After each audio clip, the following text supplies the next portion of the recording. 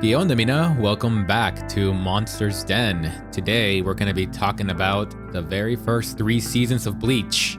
And with me today, I have the local Bleach expert, Nart, or Roderick D. Narrator.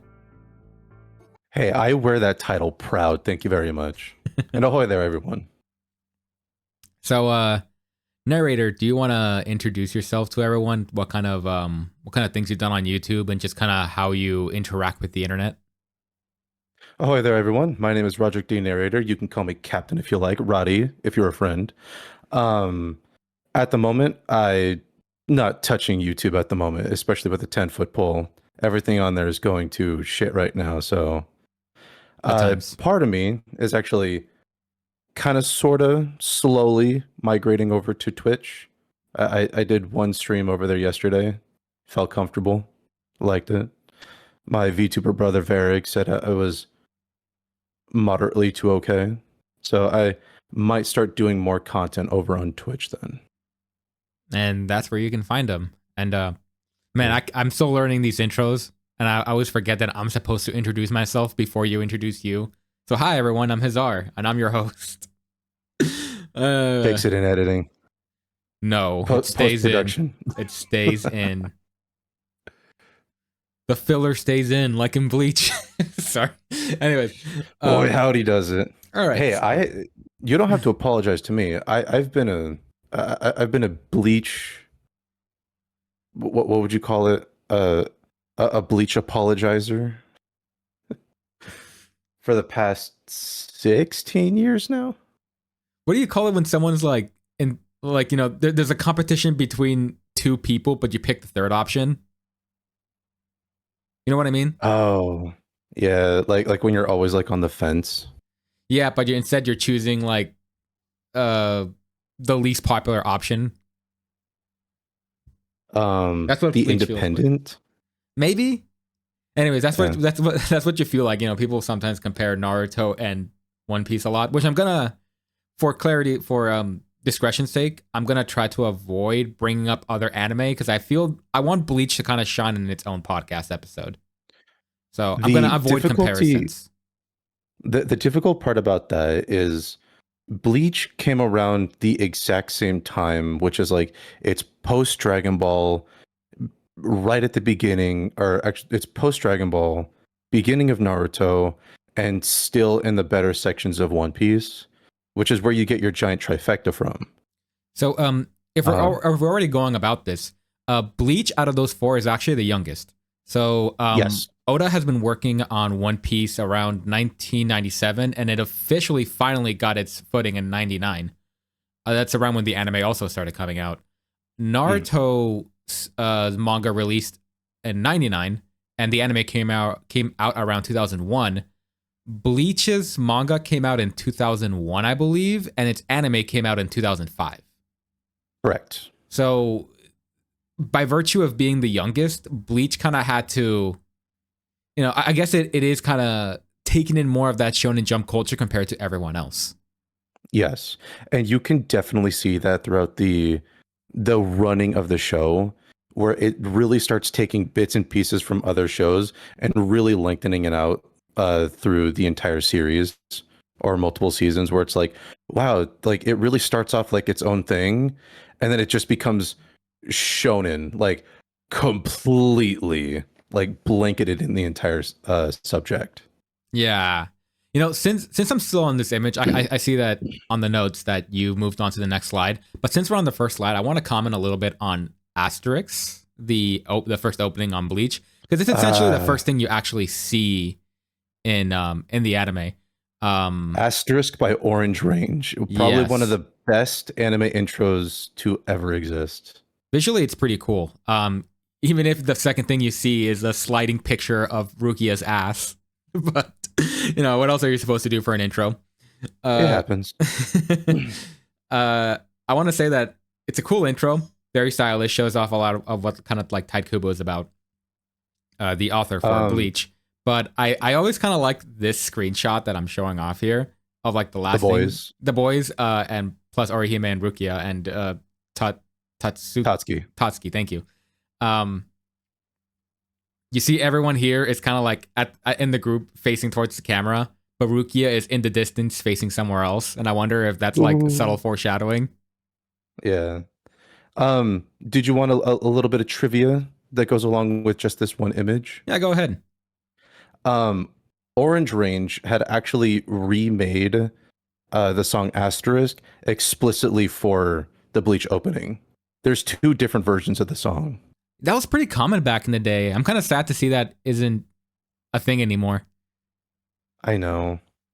Because the one that immediately comes to mind is Flow. I love Flow so much. And whenever they do songs for shows, it will tend to be just the same production from the song to the show with no changes. But I always felt like it was really interesting that Orange Range chose to recreate the song just for the show. It is pretty cool that they did that. Because Naruto didn't have that until later on. I think One Piece had its own intro though. Like they just made a new song for One Piece. Twice. Yes. Yeah. One for 4Kids and one for Japan. But hey, man, that 4Kids one, freaking banger. But like I said, I'm gonna avoid talking about the other animes because again, like I feel sad, right? Because I talk about Naruto and now recently One Piece all the time, and I want to give Bleach its own actual like I'm here, I exist. I don't need to be compared to everything else that much. In this podcast.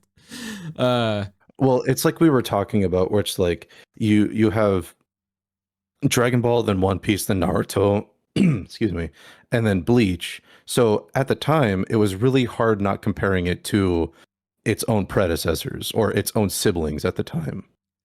Well, like on that topic, then, how about we get into that time then?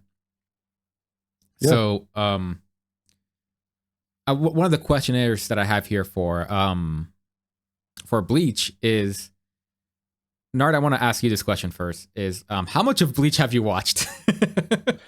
So I've watched all 336 episodes of the anime, all four or five movies. I believe there's 4. You played a few games. I've watched. Pardon? You also played a few games. No, I actually only own one of the games, and that's the most recent one, which is Bleach, Rebirth of Souls, the fighting game.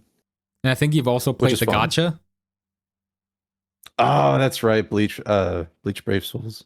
Yeah, still going strong on that one. 10 years, 10 years on a gacha game. And I can't believe you haven't played Bleach Shattered Souls. Oh, what a piece of shit.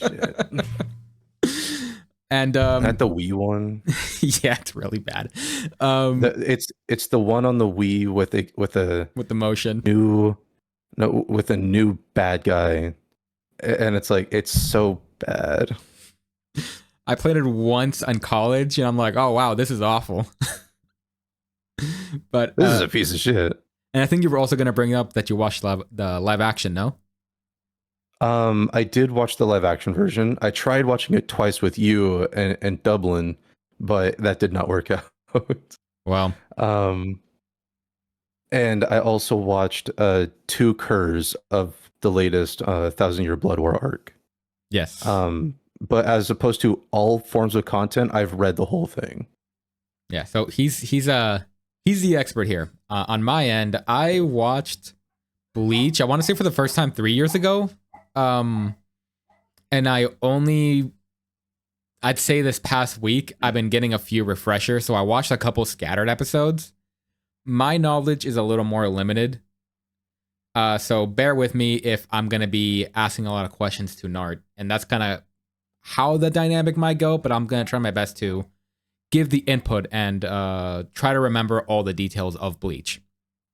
I think next time I think next time if I want to re-experience Bleach, I'm probably going to read the manga.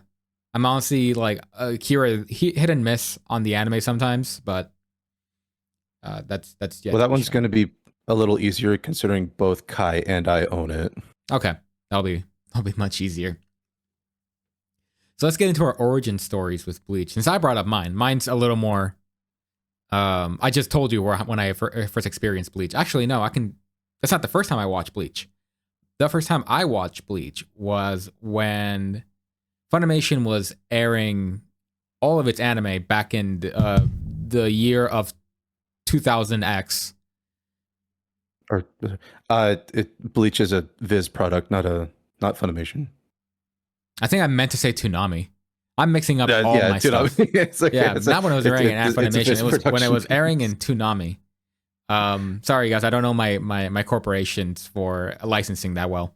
But when it was airing in Toonami, Bleach was always a hard one for me to catch because it aired around 9 to 10 p.m. like something later for me. Oof. I had an earlier bedtime, so I tended not to watch Bleach that late into the day. So I was able to watch Naruto and One Piece, but I often missed Bleach, and I missed a lot of like most episodes. I only caught it once in a blue moon. But one of the episodes I remember catching was, I believe it was the end, like when they save Rukia around there, and it's the episode where fucking Yoruichi flashes her titties on for the very first time. And I'm like, wow, what a impression for the series. that is, believe it or not, as a lot of people have come to love that scene alone. When you're younger, that scene on television can be a complete make or break for a show. And it also ruins a bunch of kids. If you're a kid and you're watching that and you don't understand what it is, you can flip to the next channel. Or if you know what that is, and now you get hooked. But if mom and dad are in the room watching it with you, nope, you're never watching that TV show ever again. That's true. Or if you're a college teenager, that's going to be your art style for the next 20 years. Good old fashioned early 2000s deviant art. What a time. So yeah, that was my kind of very shattered experience. Nart, do you want to go into your more nuanced first experience for Bleach? My first experience was way back in middle school. I had... How do I sum this up pretty quickly? I went over to a friend's house to play like Street Fighter or Halo or whatever, and they were in the middle of watching an episode of Bleach, and it was subtitled, and I'm like, oh, I have no idea what they're saying. I'm not even going to bother. Until I turned around and I saw like this weird lanky guy with long black hair and a giant freaking satellite dish on his head. And he was fighting a super tall guy with spiky hair and a weird looking sword. And I'm like, what the hell is this? He's like, oh, this is Bleach. We're in the where are we specifically? The Waco Mundo arc. The Ironica arc. That's pretty far in. That's pretty far in. Yeah, so I got in way late. And he's like, oh yeah, like it's super cool. It's basically about a bunch of like samurai fighting like ghosts and stuff, and I'm like, all right, that sounds interesting. And then so back in them good old days, I would go online, or I would go onto YouTube specifically and type in Bleach episode 1 season 1 part 1 of 3 English dubbed, and click enter and see what the hell you could find. And just pray to God something would show up. And did you just watch like anything out of order? No, it was episode 1, season 1. Okay, so you did try to stick to an order. Yes, if anything, I always try to go from the beginning up to that point. Because when you're in middle school, you don't have an income. You can't go buy the DVDs or the movies. Well, you don't need to. And you don't know what manga is. You got YouTube. So I had YouTube. That worked well enough back in the day. Yeah, I was able to watch an entire catalog of Power Rangers and Pokemon. So screw it. Why not try out especially like Naruto? Yeah, especially when Naruto started out like adding Shippuden onto it. Thank God Bleach never changed its formatting ever in its name. True. Because What? just like the Naruto Shippuden season 1 part 1 episode 3 of it's just got way Yeah, too long. that's pretty You're inconsistent. you'll get carpal tunnel in your fingers just trying to look up an episode. Um But Bleach and though, then from but Bleach though, starting from the beginning and then moving onward, I tried to go as far as I could, and I think how far did I get? Because part of me wants to say I didn't finish it when I was that young, but I definitely will say that I had started from the beginning and finished it definitely in high school, define and then finishing it. continued just to uh like all 336 episodes, Oh, okay, like gotcha. all of it. Catching, Yeah, gotcha. Okay, because I damn. think at the time it was only there was definitely a stopping point for YouTube, and I don't remember what that stopping point was because it was decades ago at this point. Um, but I definitely remember going back in high school, finishing it, having to start in English, finishing it in Japanese because it wasn't dubbed completely yet. Um, and then later on, after it was completely finished in English, I would then rewatch all of that, whether it be on like Hulu or just on like some backwater pirate site.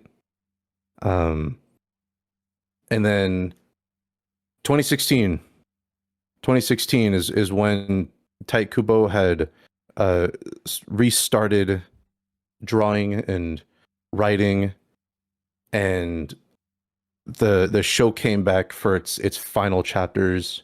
And so I'll never forget sitting in my psychology 2 class in high school, reading every Wednesday, trying to get caught up before class started.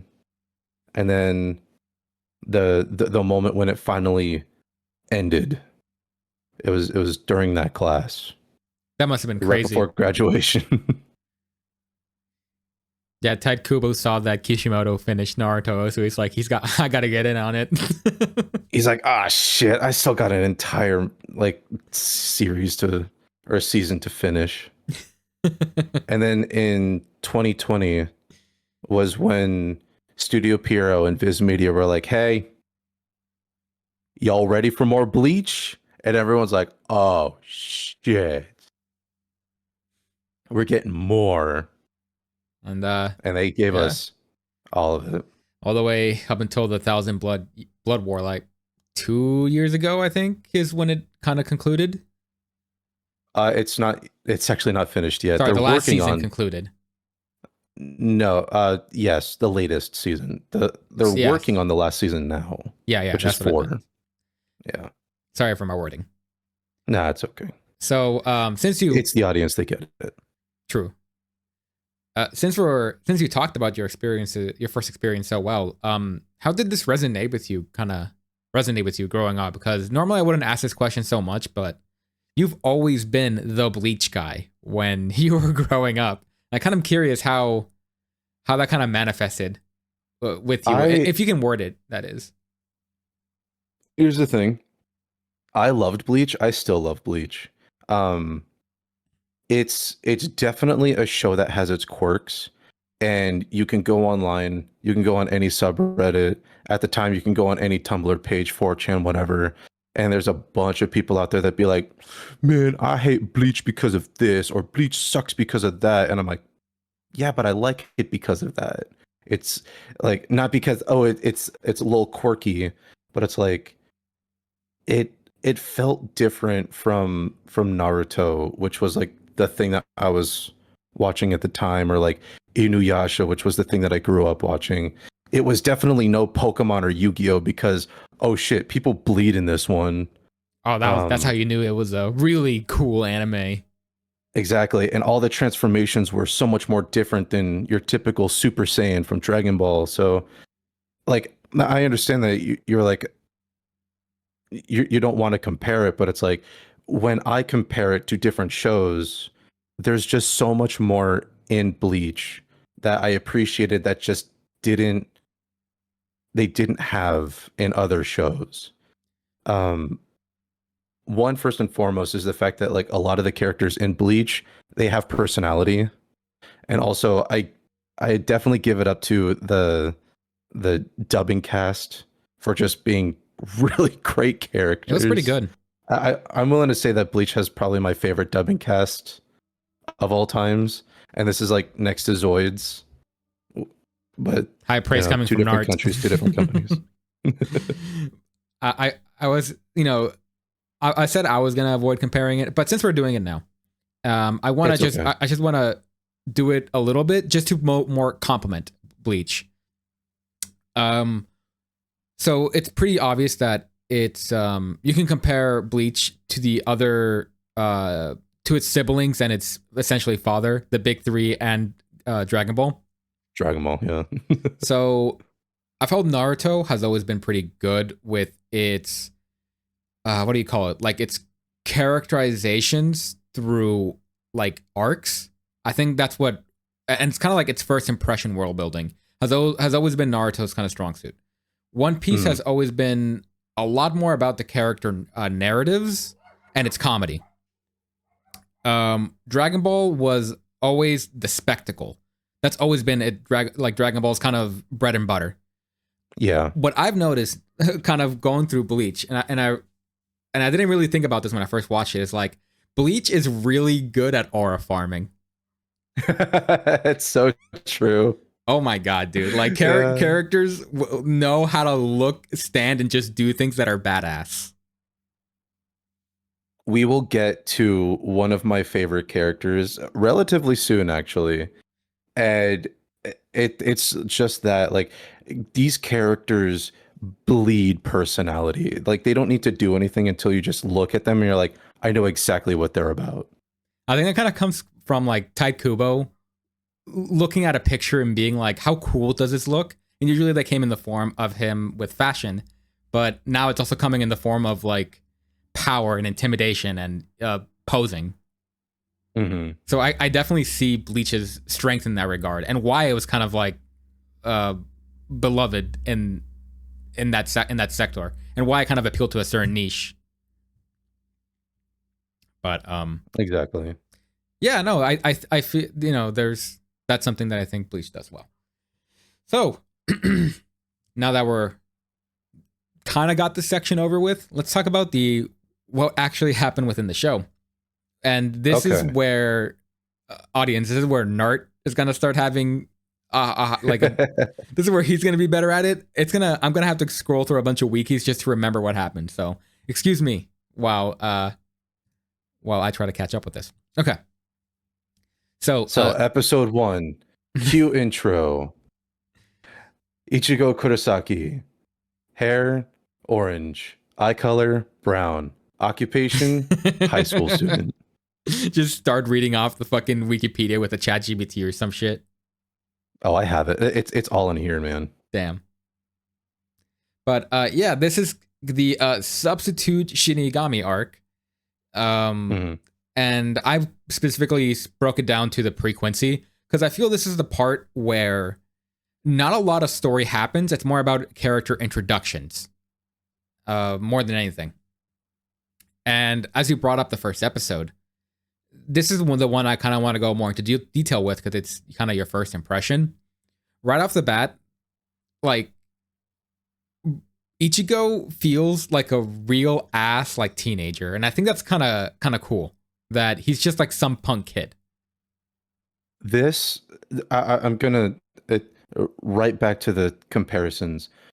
One of the best things that you can do as a comparison to your main character next to all these other other popular characters is make him a normal human that takes place on Earth, because you have Luffy on the Grand Line, you have Naruto in the Hidden Leaf Village, and Goku space hopping or planet hopping in space. Right. But it's like, here we are in this little suburb in Karakura Town in Where Off Japan. It felt so down to earth. I think you speak of that down to earth. It's kind of crazy that some of the most important scenes for like, what do you call it? Like characterization and kind of like human, person to person dialogue happened all when like Ichigo found Rukia in his fucking closet. So all of this is happening within Ichigo's room. And that's that's kind of an interesting like way to look at things, that all of this is kind of happening in Ichigo's backyard. And it's a backyard that we, the audience, are very familiar with. Well, somewhat familiar with. Obviously, I wasn't Japanese when I was growing up. So I didn't quite get all the Japanisms when I was in that age range, or when I was like really getting into like Bleach. But it creates a very at-home environment, like a very kind of slice of life mixed in with action. Exactly. Like every kid desires that feeling of being the town superhero. And so what better way to kind of bring that to life than introducing Ichigo as this town superhero? Yeah. So, how did this episode, like, what impressions did you get from this first episode? So I think the first episode of Bleach is better than the first episode of Gurren Lagann. Shut up. Anyway, dead memes of other YouTubers. What are we doing here? Yes. Get out of here. So I think the first episode of Bleach is fantastic. You cue intro, especially starting off with fantastic music. Shiro Sagisu is one of my favorite composers for anime, and he just destroys Bleach's soundtrack. It's so good. You cue the intro, Ruki is narrating, and shot back to Earth. And what is Ichigo doing? He's kicking the crap out of a bunch of bullies. And what do they do? Are they picking on people? No, they just kicked over a vase for a dead girl. But you know what? It still means a lot to Ichigo. Yeah. And I guess this is where we can really start talking about the characters and the characterizations. Ichigo is kind of like, I think people always kind of like those characters that they'll act mean towards people who are bad, but he's a nice guy to his friends. I think people really like that kind of character arc or character archetype, especially for a main character. Exactly. Did you ever resonate with Ichigo being like, yeah, if someone pisses off like my for real? No, at the time I didn't have friends. Damn. No. No, I never felt like that badass type person. I just like, oh, that's really cool. He's so cool. Gotcha. And then the scene right afterwards is him going home, and he gets freaking drop kicked by his dad. That Ichigo has quite a family. Oh, you have no idea. I heard like stuff for like there's apparently some genetic powers that goes on with that family, but I don't know the details of it. So I'm assuming it's somewhat true. So very, very similar to Naruto, Ichigo, later on in the series, you will tend to find out. So spoilers to anyone who really wants to watch it or hasn't watched it yet, but it's really dying to know. That's spoilers. Ichigo is a genetically perfect being. Oh man, eugenics! Like at it again. He's got all of it. All of it, literally all of it, is in him. All strawberries. Mm-hmm. All strawberries are in the basket. No apples and oranges, all strawberries. He's all Ichigo. But all right, that's interesting. I don't know how I feel about that, not knowing anything about the future context of the show, but I'm sure that goes to places. In this little slice of life thing, though, how are you feeling about the entire cast? So Orihime, Rukia, Chad. I'm not calling him Sato. And No, that's the best part. It is and the fact that uh, my favorite gimmick is the first time that Ichigo meets Chad, he's seeing him upside down. So he reads his name tag wrong. And because it's in I believe it should be in katakana. No, Sato, which was hiragana? I don't know. So he reads it wrong because it's upside down. He's like, "Oh, Chad." He's like, "That's not my name." It's like, "Ah, whatever. We're friends now." And so now everyone calls him Chad. yeah, It was that little micro mistake, but everyone who becomes friends with Ichigo and then becomes friends with Chad will always just call him Chad. as it should. Honestly, there are way too many like Japanese names that sound similar in this series. Anything to help distinguish the cast really helps. It gets really bad later on in the series when people start using Spanish and German names, and you're like, wait, who are you again? Whoops. But yeah, do you have any like strong feelings on Rukia or Orihime? Because at this point, I think like you can say yeah, Orihime and Rukia are cute, cool, whatever descriptors. All I can really get a sense is like Rukia is hiding something around this arc, but it's hard to know what her deal is. It's especially after the first episode, where everything happens with the family. Rukia gives Ichigo her powers, and then immediately you feel something is off with her. Like, oh crap, our main character just got his powers, but what's wrong with her? The best part about this sequence is you kind of sort of feel like that you have two main characters. Yeah, Ichigo is now playing like I don't say like the self-insert role, but Rukia is now playing coach. yeah, the mentor. Because she needs to teach the mentor, yeah. Because she needs to teach Ichigo how to become a proper Soul Reaper, until she can get all of her powers back. So it's nice having this kind of structured cast, especially when we walk into Ichigo's classroom and we already know people. Sometimes it's difficult in shows when you start off with one character and then you go off on this giant journey and then you start building the cast, because at that point it starts to feel a tad lonely and that you're really not getting to know these people as much as you thought you were. But having a pre-structured cast, even though they'll be ditched in a minute, Whoops. It feels nice to know. Like, again, it feels homey. It feels familiar. I know this is a bit of a hot take, but I think like Substitute Shinigami the first season was probably my favorite Bleach season, and that's because I feel it was one of those things where I felt like Tide Kubo didn't have to world build all this extra stuff or whatever. Everyone kind of had a reason to be a repetitive character, kind of like there's more stakes since the people that we know are a little more like direct. And I felt like, Kubo could just kind of focus on the mundanity of these like characters, which I think he's actually kind of good at. I absolutely agree. And I'll be 100% honest with you. I love anything that happens in Karakura town. Like I love this town. I love the city.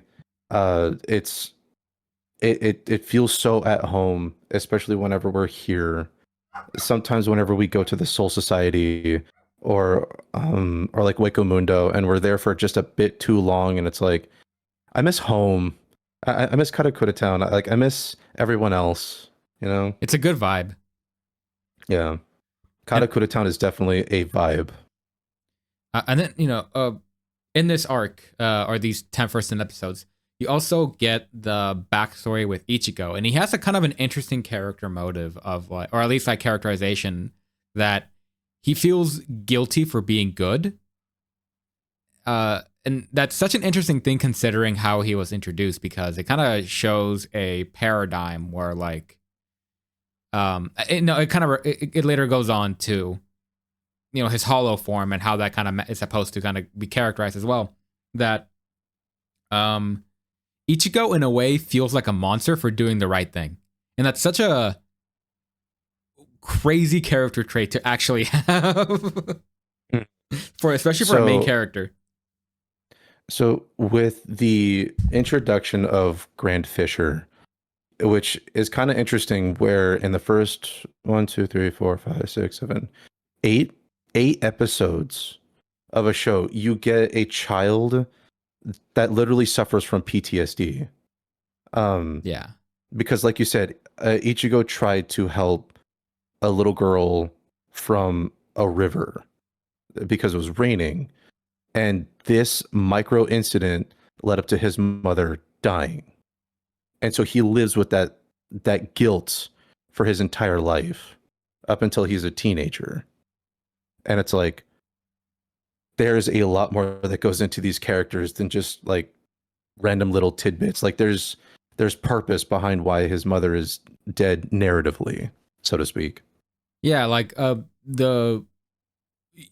don't know much about Rukia yet, but like the three main human characters at this point do have to deal with death in some way, or at least are like linked to death, which is, I think, it's pretty good theming. Yes, in my opinion, because you got stuff with Orihime and Chad. Though the one I gravitate more to is Ichigo, because I think he had a little more characterization and he kind of dealt with it a little more heavily, especially in the following episode after his flashback, where he has that kind of like 1-to-1 with his dad, just kind of like grieving their mother at that point. And one of the quotes I remember his dad saying to Ichigo was, oh God, I think it was the jadedness and bitterness doesn't look good on someone young as you. Mm-hmm.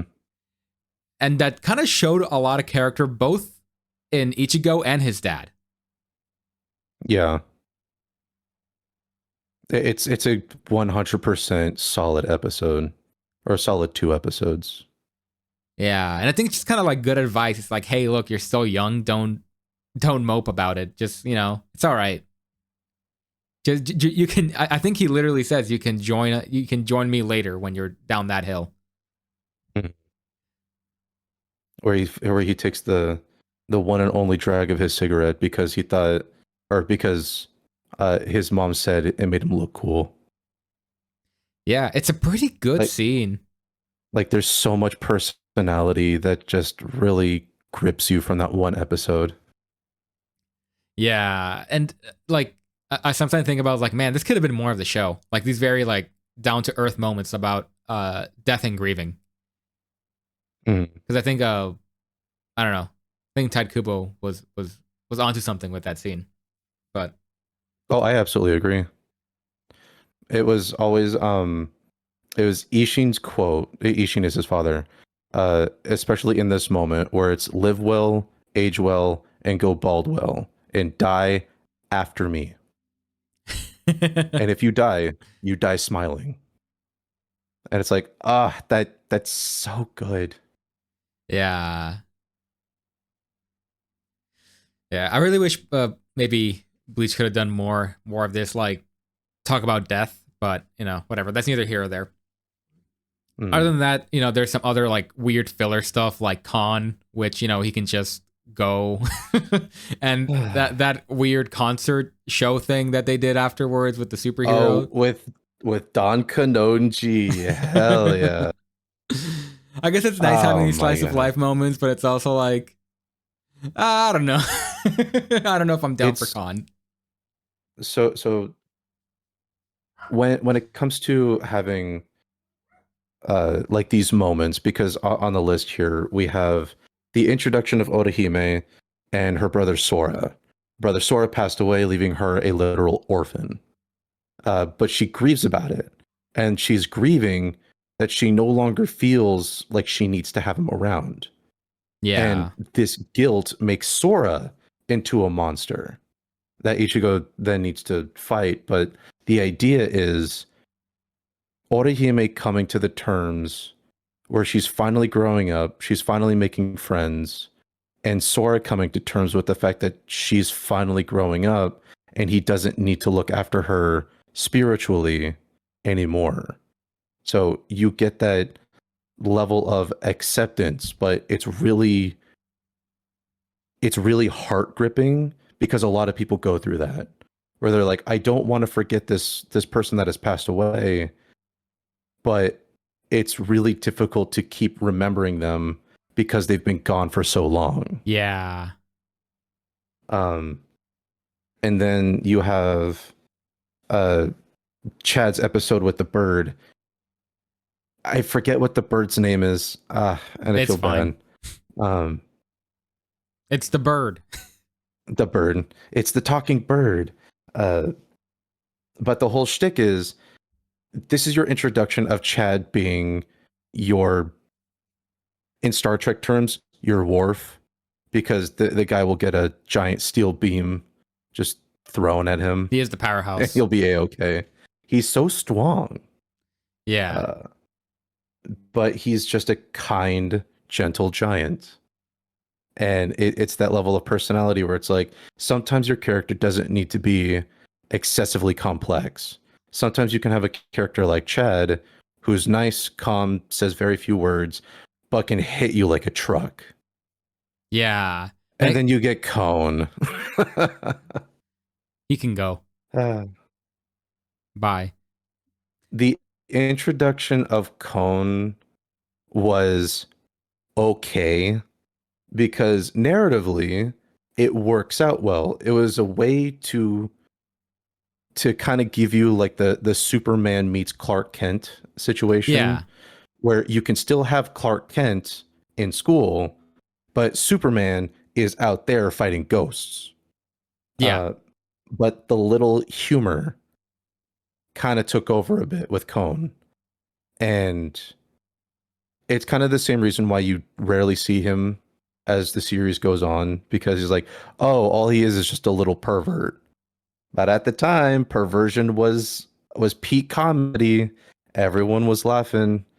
They loved it. But they loved looking up underage girls' skirts.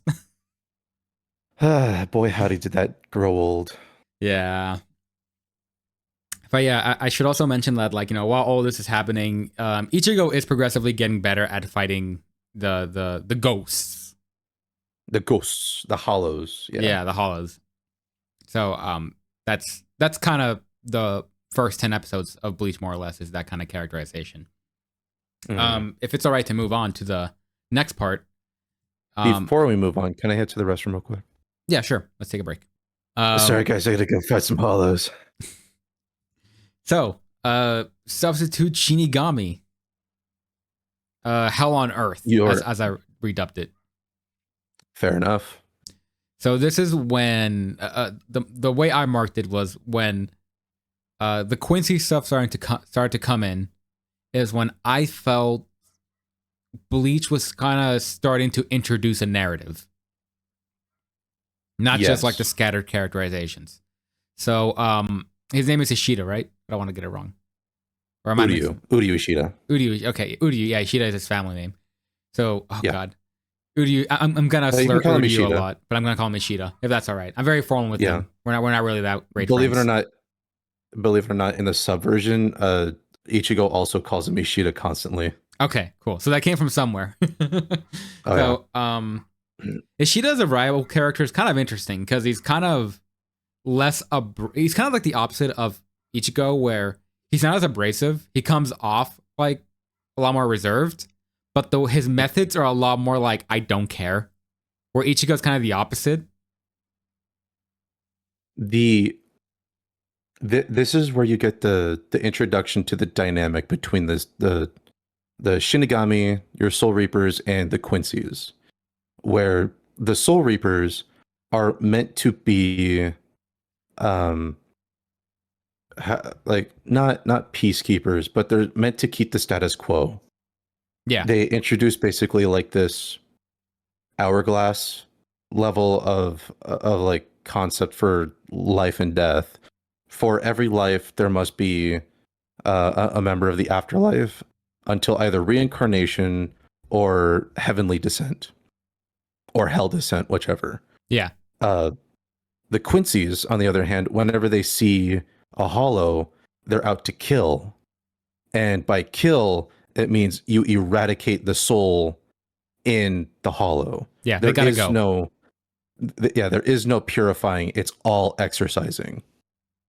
Yeah, which is a pretty interesting thing to have in a world, and like, because Bleach is clearly going into the concept of what happens after, the afterlife and what happens after people die or whatever. And Bleach, and Ichigo is supposed to kind of be a representation of what a Grim Reaper can be, and as well as the other Shinigamis.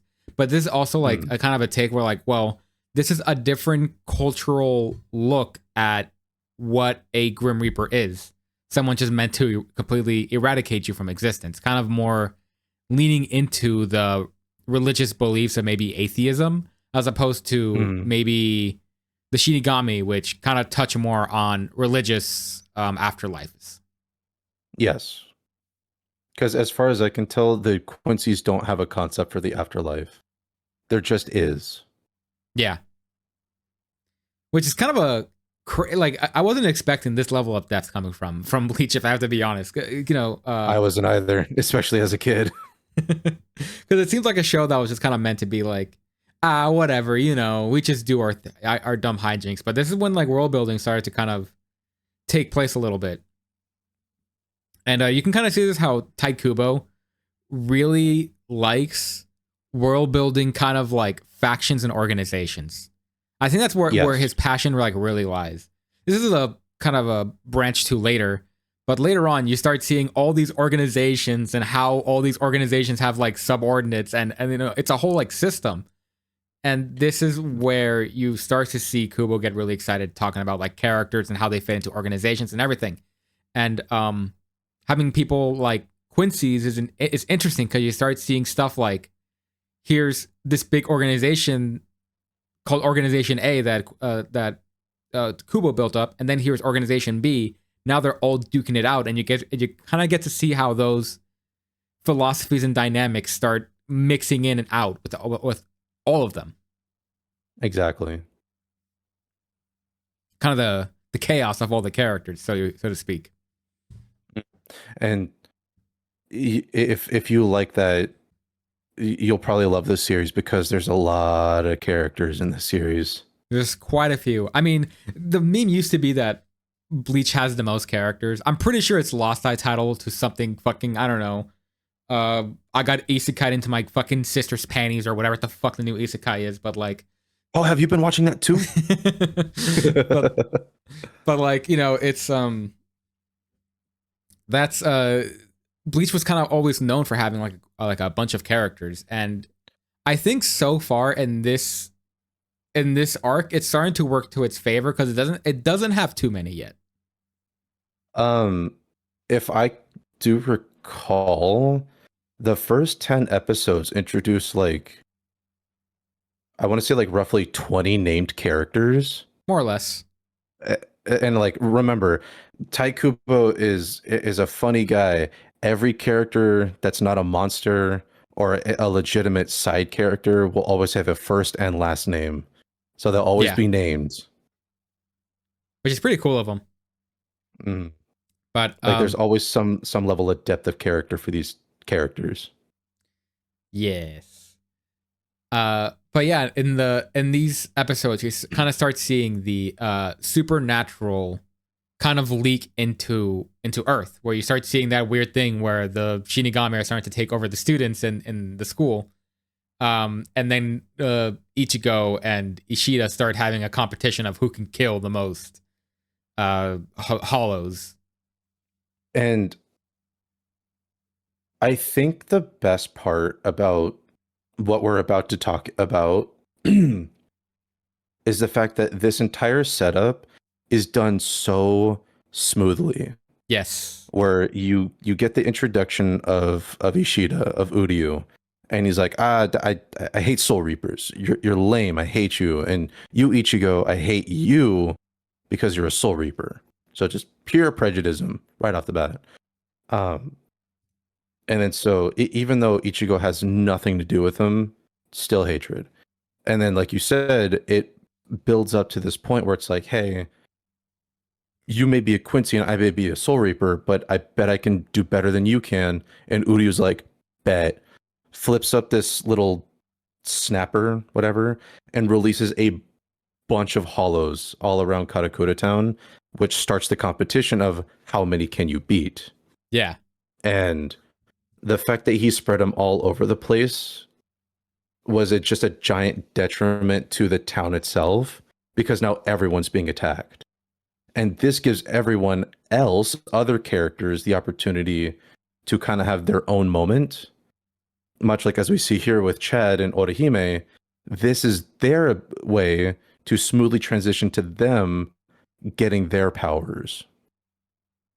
Yeah, which is neat. Because it's always kind of been Ichigo on the forefront, and I guess Chad does a few things here and there, but now you're starting to see kind of a crew being softly formed. Yeah. And where as you have, Art mentioned, like, pretty smoothly. Yeah, where you have Ichigo as the heavy, Rukia can like cast fireball here and there, but now Chad gets his superpowers from saving Ichigo's sister, and now Orihime gets her powers from saving her not so lesbian friend of Tatsuki. Yeah, and like I said, like this could have been the show, honestly, and I would have loved the show. Mm-hmm. Like from what we talked about, the thematic stuff, this action stuff, and this loop of like story is happening, but so is a slice of life. This is it. This is probably like what I feel Bleach could have been about. Mm-hmm. But just to emphasize how much I actually really do like this set of episodes. And, you know, Cone getting flicked with the baseball is also kind of a nice little cherry on top. We love those micro filler episodes. They happen. But even as these heavy plot moments are happening, then you start kind of getting these crazier, like bigger plots happening towards the bottom part of the season, and that's when oh god, I hope I get it right. Renji shows up. Yes. Okay. Renji Cool. Obare. All right, I passed the test. This is when Renji starts coming up, and this is the first time I feel the stakes really kick in, where you're not dealing with a bunch of like hollows anymore. There's the afterlife is leaking in, and these people don't screw around. No. Like, oh crap. Like, this guy means business. So, you know, before I move on, like, how did you feel when, you know, maybe Renji started coming into the fray, and those set of episodes when you felt that Rukia now was kind of like in some kind of danger? It was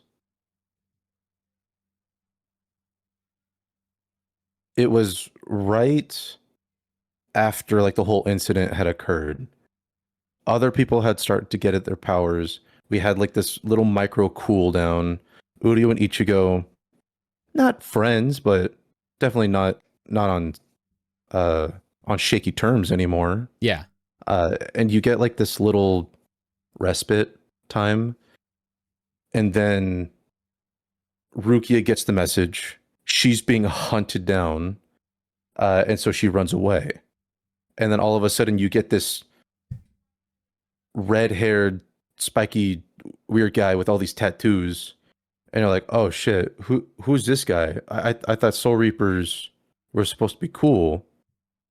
And I think it's also very nice that like you get those micro transformations, where it's not like you become super huge or super buff or going Super Saiyan, which I still say Super Saiyan is amazing because it's a micro transformation, like physically. Yeah.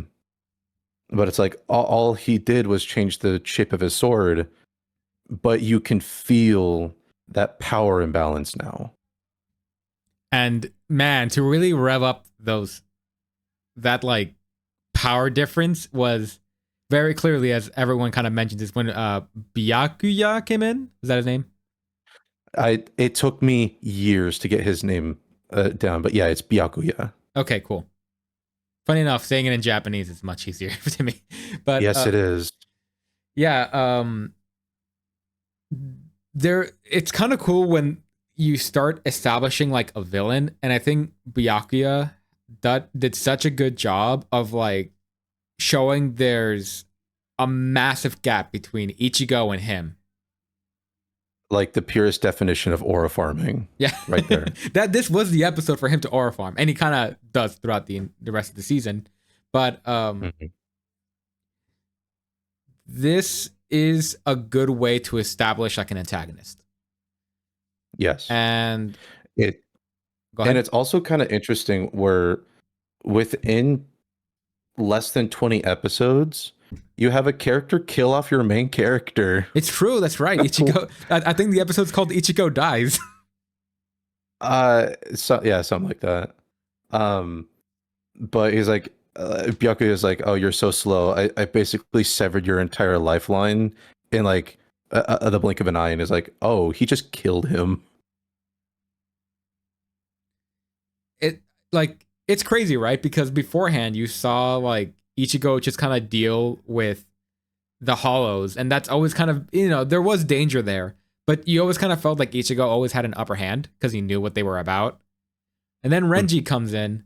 Oh god, this guy's tough. I can barely handle him as it is. I don't think I can even handle him. And then like Byakuya comes in and completely shatters those expectations. Exactly. And there is a sense of like otherworldliness to him as well, because he does come from the other world. This is, for a long time we were just dealing with hollows, and now we're dealing with like, these are like people that have killed a bunch of other hollows beforehand. And also the only other introduction to a Soul Reaper besides Rukia was your one-off guy during the funeral episodes. Yeah. And he didn't do anything. He really didn't. And as we established, now I kind of feel like there is the danger and the plot has kind of already been established. We now have stakes. And after this is when you start getting Ichigo's training arc. And which is probably one of my favorite training arcs in all of anime. And I guess since we didn't bring him up, oh god, I forgot his name. The shopkeeper. Kisuke. Kisuke, thank you. They say it all the time. Yeah, Kisuke was an amusing character, but he's always was a mysterious figure just hanging out. Which, to be fair, Bleach has a lot of mysterious figures, but he's like the first one that's kind of just chilling in the sidelines.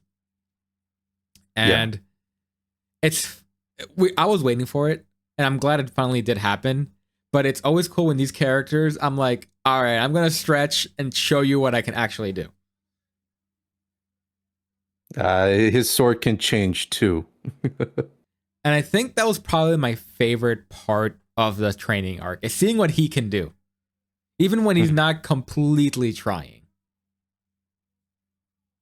It's the moment very similar to the bottom right image, where that scene is probably one of my favorites, because his sword literally cuts through Ichigo's blade and just shatters the entire thing.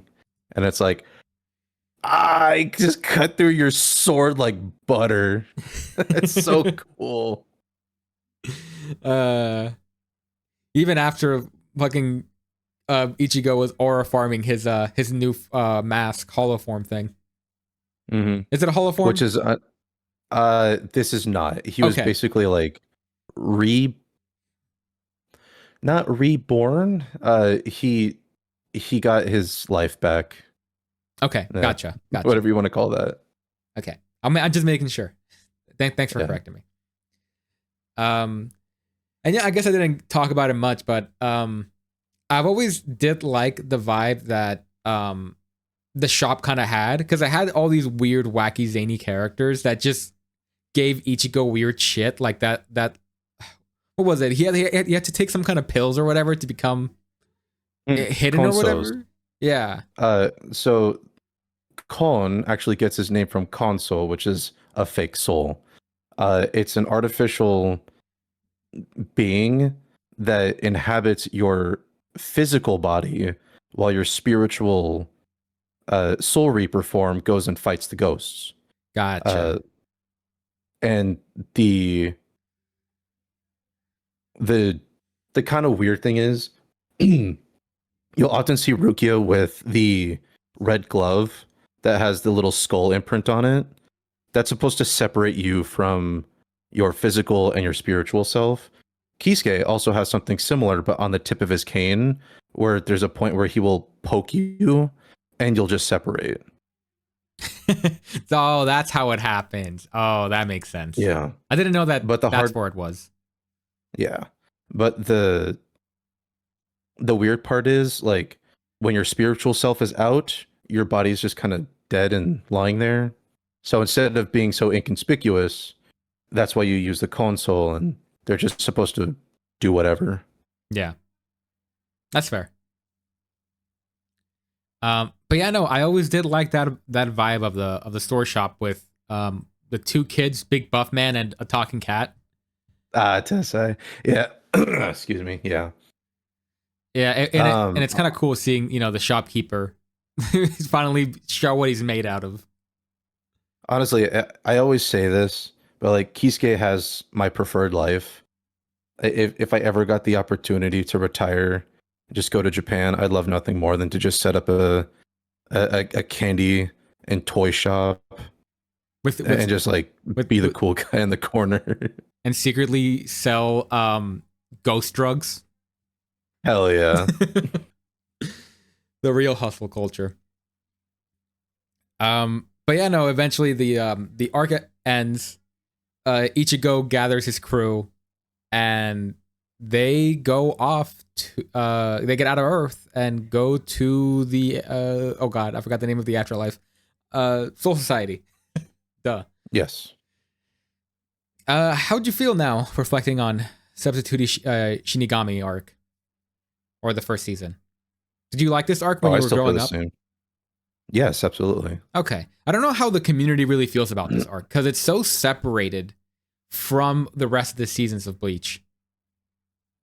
Yeah, honestly, I don't know. It's been a long time since we've ever been in this type of situation, especially for like the community side, because no one ever talks about this. This is rarely ever brought up.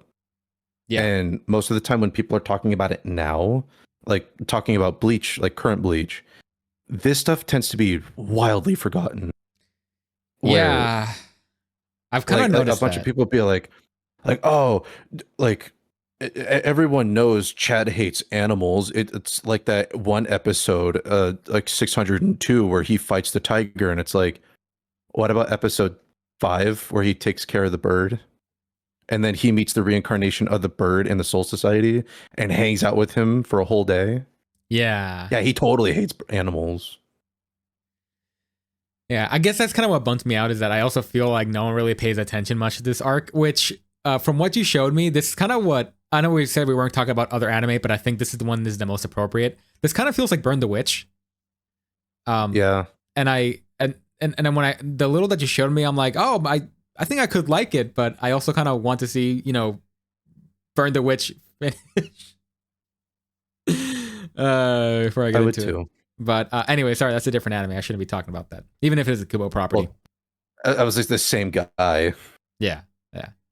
But yeah. But I always did appreciate the slice of life aspects, especially because it's such a good way to separate the action and the life part, where it's like, oh, you've just gotten 5 whole episodes of pure action. How about a filler episode where we go back to high school, and then we can start treading back into your training arc and then moving on to the bigger picture. Yeah, I kind of wish like they saved the Soul Society arc for later, because I felt that would have kind of raised the stakes. But I don't know. I feel like now it was kind of appropriate maybe to get into the next arc. Which are you ready to get into the next arc, by the way, Nart? Or do you want to talk about Shinigami? Okay. All right. I mean, we can keep talking about this if you want to. We can move on. To the next. We can move on to the next one. So, all right. Okay. So, sorry. A lot of I'm scrolling to like 3 different fucking things right now, and it's scattering my brain a little. So, pardon me, audience, for not being bleached enough. Anyways, bleached. Soul Society.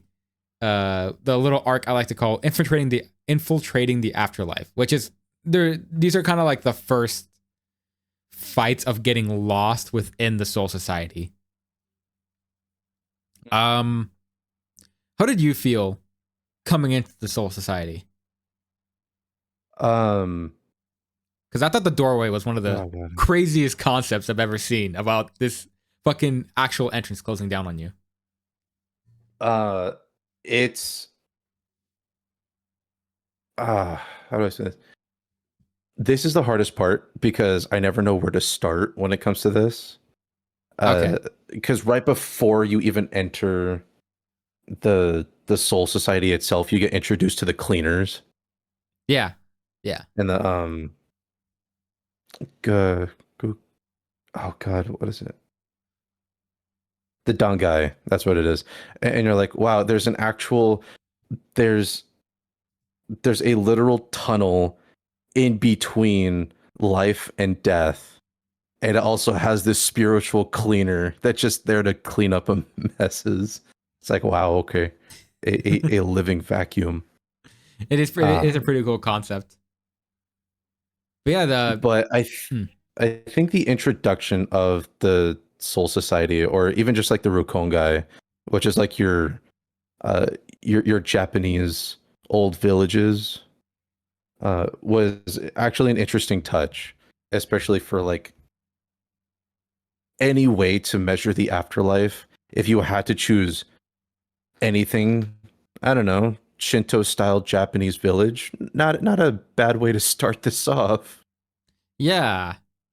So the first fight also starts with some giant schmuck that is just pretty much meant to get defeated. Jidanbo, he's such a good man. Man, this guy gets mogged so fucking hard, dude. If it's not by Ichigo, it's by Gin in just a minute.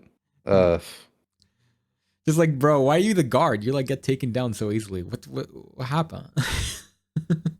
But it's completely explained later why. Because at this point, Jidanbo is supposed to be just like a wall to get past, but he has no idea what type of wall Ichigo is at the time. Yeah. Like, it'd be interesting to have him fight Chad instead of Ichigo. I think that would have been better, but I guess Ichigo had to aura form in this moment. You had to give him a reason to show, hey, there's no reason to. You don't have to worry right now because Ichigo's got it. He can handle anything. Yeah. And then, then later on, you get to a little bit of what Kubo wanted to world build, and you start kind of seeing I don't want to call it a wage gap because that's not really what it is, but there is kind of it's a soul gap. I don't know. What would you call it? It's definitely a priority gap. Yeah. Because how he sets up the Rukongai, there's 100 districts of the Rukongai. Right. And it surrounds the entire bit of the Serete, or what is the Soul Society. And basically, it's a bunch of houses and districts that surround the military, basically. Yeah. And if you're not in the military, you're not going to be treated too well. Yeah, that's kind of what it is, isn't it? Yeah, like you're not going to get your palatial mansions unless you live inside the walls. Yeah. You're either a Shinigami or a soul, if I'm not mistaken. Yeah, basically. Yeah. And this is where you're you get either introduced. Waiting for. Oh, go ahead. You're either waiting for reincarnation, or you're enlisting in the military, or you're some guy that's about to get eaten by a hollow. Oops. Oopsie daisy. And then you get introduced to like characters like Shiba, and eventually, Kukaku. Hell yeah. Her last name is Shiba. Yeah, sorry. The first of many big titty women in Bleach. Or him is not quite there yet. She was another docket where a lot of people are like, oh, Kubo really knows how to draw women. Opposite case with One Piece, it seems. But anyways, and then you get introduced to Green Schmuck Man. What was it? Was his name Ganju or some shit? Her brother, yes, Ganju. Yeah. It's kind of crazy how far he got. I thought he was honestly gonna get like killed along the way or some shit. He's in Thousand Year Blood War. Look at him He makes it. go. He's the real Rock Lee of this show. That's awesome. Now, you'll find out that the Shiba family is really fucking strong. Which is weird because like they're not even like Shinigami, but they're like the few soul characters that actually like can fight. Yeah. Which they actually make something of themselves. Yeah, I don't know. That's kind of an interesting thing to have, and I kind of wish that was explored a little bit in these seasons. But you know, that's neither here or there. Then you do what Bleach loves to do. It loves to bomb you with a bunch of characters, and here's all the captains. Oh my god! Look at all these designs. But to be fair, this one scene is all aura. Yeah, and I love it. Yeah. Throughout the entire series of Bleach, you will get like different captains here and there that will like some will switch out from time to time, and you get flash forwards and flashbacks of different teams. This cast is probably one of my favorites.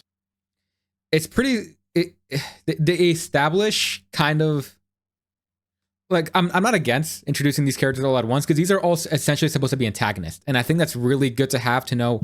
Here's all their antagonists. Here's all the stakes. Here's what you should be expecting, audience. I think that's a really good thing to have, and they do it all like that with one guy in the center being like, "He's the guy." He's not the guy, but he's the guy. That's your guy. Like, holy shit, that's the guy. Yeah. So, yeah, no, I always did like this captain kind of reflection and kind of showing that even within them, there's dynamics where like some get along with each other pretty well, some don't, some fucking hate each other, and some just kind of don't give a shit about everything.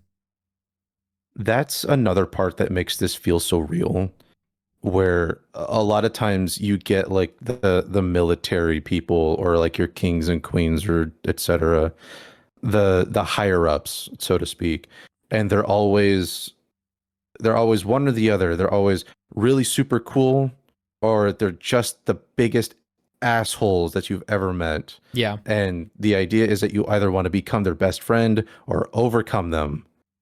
The fact that you introduced 13 of these guys and you're like, oh god, there's so many of them, but even they start bickering with themselves, you're like, oh, these guys are just fucking coworkers.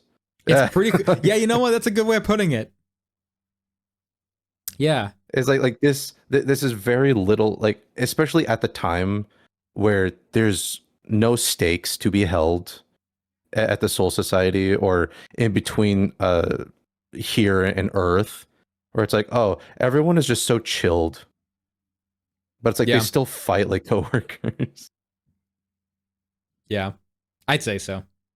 It's pretty yeah, it's pretty cool. There's not much I can get into before getting into, because I think the lieutenants get introduced later, so I'm not gonna get too into it. But for now, fucking Orihime making a giant Rasengan around herself and getting launched into the Soul Society is pretty fucking cool until it just gets disrupted and all scattered.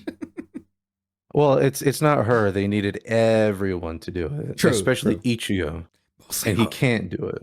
Mostly Orihime and Chad, though. Well, to be fair, it's mostly Uryu, because Uryu is the one that has the best Reishi control. Oh, was that what it was? I thought that was Orihime, wasn't it? No, it's Ishida.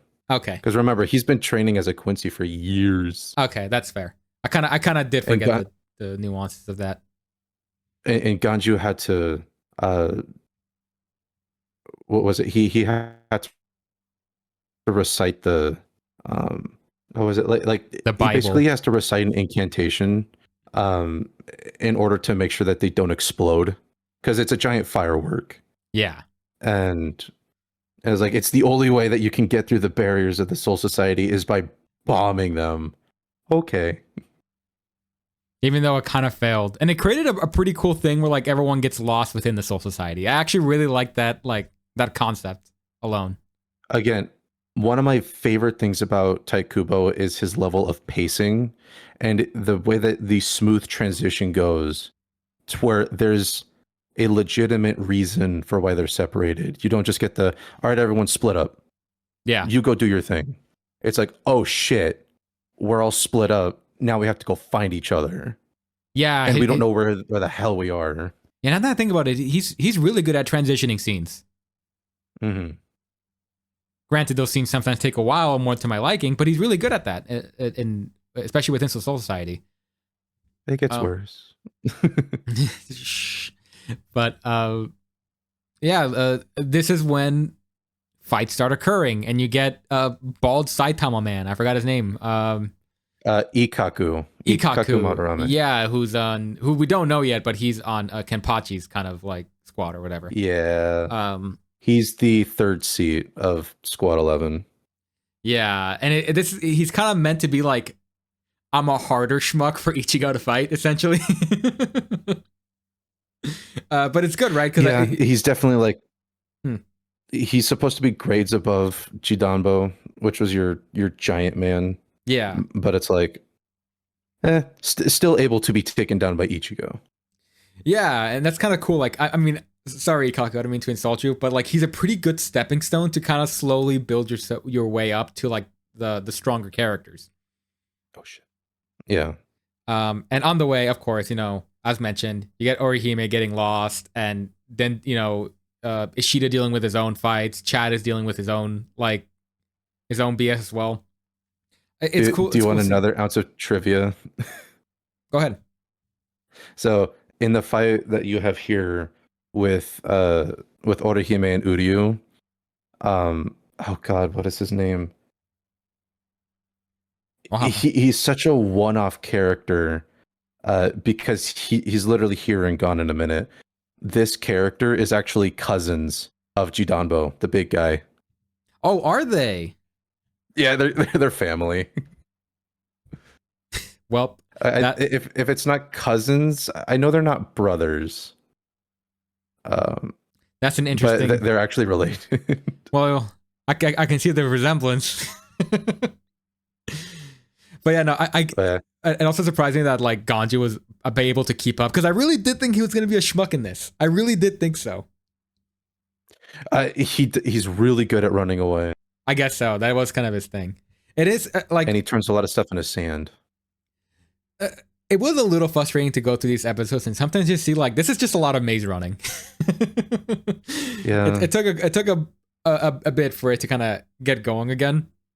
But in between these moments, you got to see like all the lieutenants started being introduced. So you start seeing characters like what's his name? Yumi Chika, Kenpachi's like fucking gay femboy on his side bitch. Yeah. Is that his name? Yeah, Yumi Chika. Okay, cool. And more or less Ikaku's hetero partner, because whatever. he's so flamboyant, but he's never depicted as gay. Didn't he have like a bunch of hearts floating around when like Kenpachi was like complimented him or something? Yeah, but that's just mostly because it's Kenpachi. Ah, well. Those two idolize that man. Gotcha. And I don't blame them. Okay, gotcha. Is that what they also say about Sofun and Yoriichi? Huh? I do. And they were roommates, of course. Anyways. Yes. And in the meanwhile, you also get a glimpse of like what the other captains are doing, like just fucking Kenpachi just fucking busting down walls, just being I don't give a shit. Just want something to do. It's one of those things that like it ties in. So like you said, a lot of these episodes are basically like run the maze and get introduced to other character. Yes. But within the maze, you slowly find out that Kenpachi is directionally inept, which is why he has Yachiru, his lieutenant, on his back. Yeah, little pink girl. And yes, I love Yachiru so much. She's so adorable. And basically, she's there to point out which direction he needs to go. And so instead of getting lost, Kenny just starts freaking busting down walls. He's like, I hate this place so much. I just want to get to the strong people. It's a great bit of characterization because even though, I don't have it here, his fight is eventually coming. Yes. But before that, before I get ahead of myself, wrong Giku, big busty woman, whatever. Renji. And how the fact that we look at Rangiku and she's like, oh, she has big boobies, but Isane is right there. Yeah. And we don't get to see her until episode 210 or something like that. It's like, oh, come on. Yeah, I've noticed that the most popular characters in Bleach tend to be the girls with the biggest bust. Kind of a weird pattern, but I'm so used to this concept right now. I wonder why. It's crazy because I don't even when I went into the show, I was gonna assume Rangiku was gonna be an important character because she was so talked about, and it's like, she's kind of relevant, but she has big boobs. She gets a lot of filler screen time. Yeah. And I hate to say the word big boobs, Bleach, Ichigo, whatever, but I feel the fan base really really kind of cares about it, and to a certain extent the anime somewhat does, but yeah, I don't know. Again, I remember, don't know. Perversion is peak comedy, especially in this era. Oh my god. Oh yeah. But yeah, now that I look at it, maybe I could have picked a better picture for Renji, but no, believe it or not, the symbolism behind that image works very well. You just have to know what's going on. Yeah, it just doesn't look good out of context. Yeah, we finally get Renji the Ichigo Renji rematch. Yeah. Yeah, so this is kind of the first instance where you start seeing the concept of Ichigo powering up within the fight. Mm-hmm. This is the first time where you really see that. And, it wasn't too big of a deal. It was kind of cool, again, aura farming here and there. And I can't talk much about fights, but what I can talk about is kind of it was kind of off-putting to see Renji so emotionally erupt like that towards the end. I kind of wasn't expecting it. I thought he was just an asshole that served Byakuya, whatever his fucking name is. I forgot already. Yeah. This was kind of a glimpse showing no, there's more to these antagonists than I initially thought. And the same thing can be said about Ikaku to be frank, but I feel this was the really first big spill. Yeah.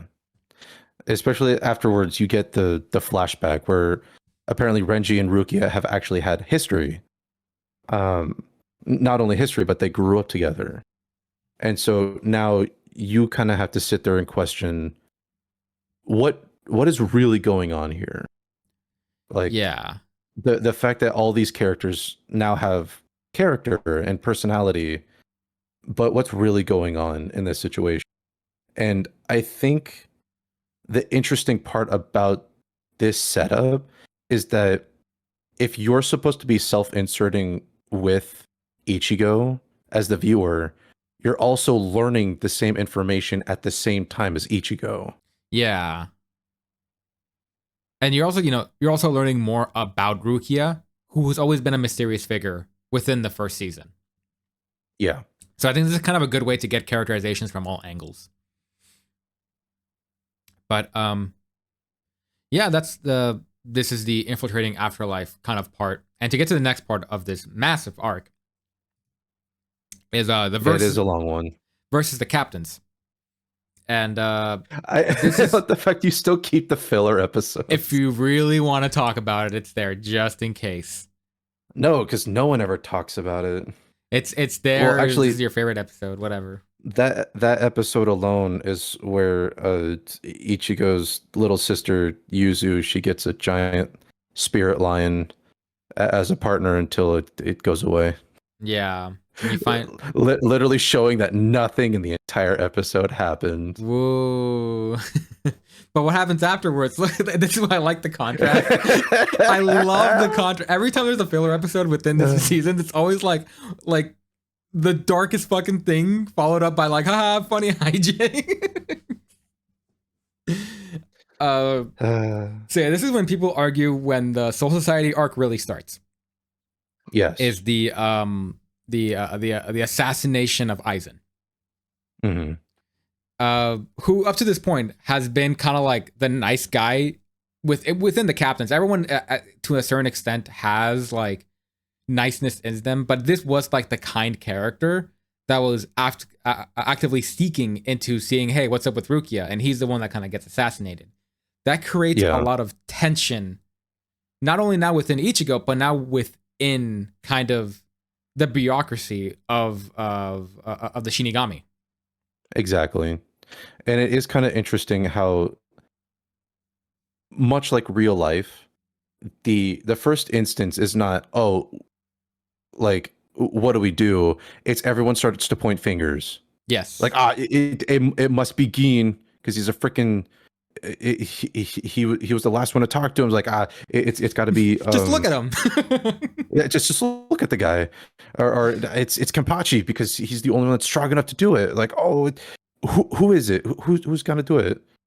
And one of the best things that I love about this situation is Momo screams her head off. Yes. And she start like, oh, I have to go find I have to go find Kira. He's probably behind this. He's the lieutenant of Gin, probably knows anything.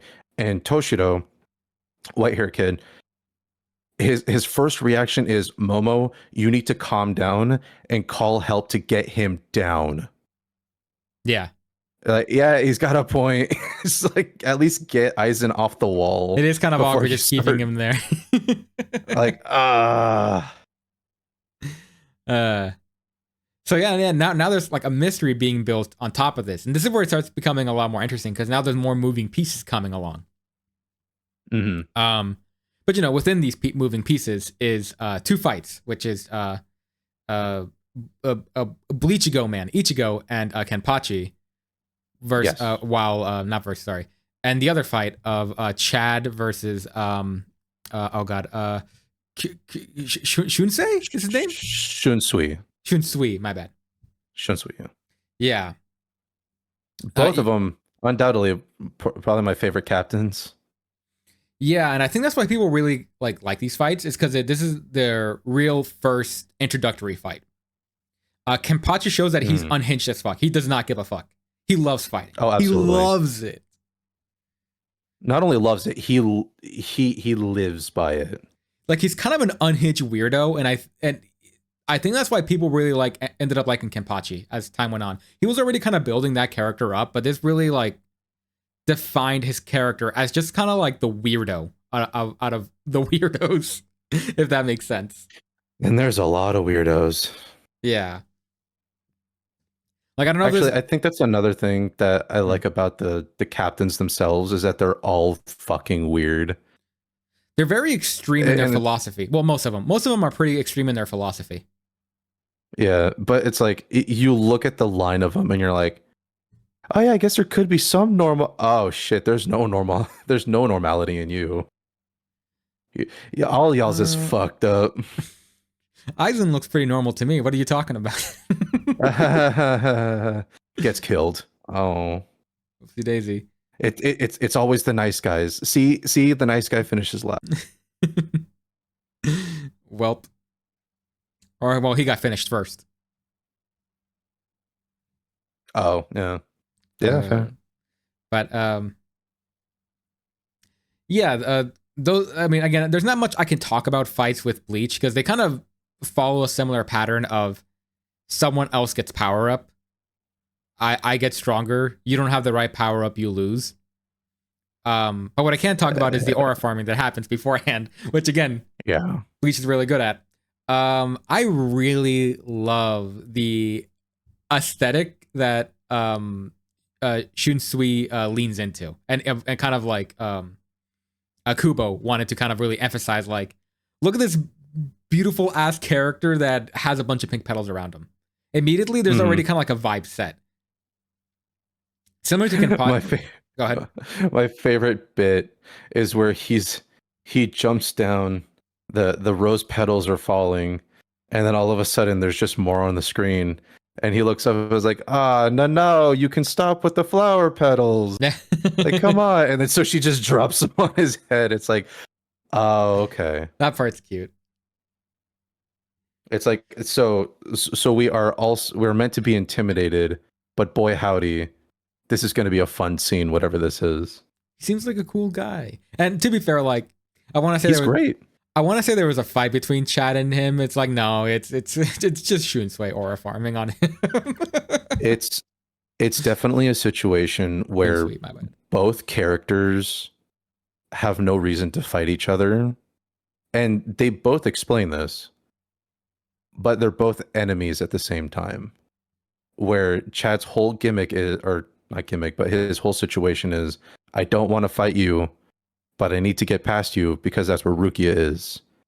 And Shunsui's whole gimmick is, I literally can't let you do that. It's Yeah. like, well, and I guess we fight. Yeah, and again, it's kind of establishing the morality within these captains too. Because even then, like, even though Kenpachi is it looks like an unhinged like villain and antagonist, you can see like, hey man, I may be trying to kill you, no judgment though. Mm-hmm. Well, Kenpachi's whole thing for wanting to fight Ichigo is because Ichigo took out Ikkaku. Yeah. Which is his third seat.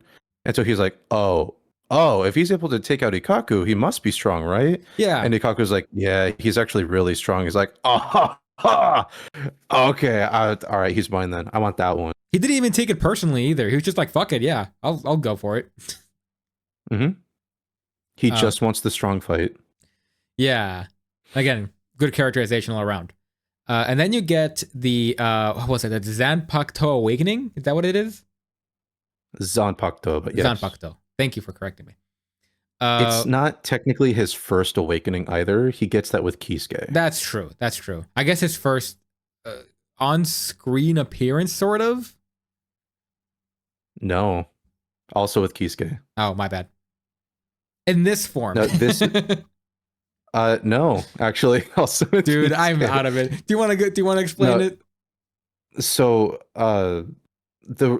in order to explain why, as we jump through these micro scenes, Ichigo's sword looks different because his power has changed.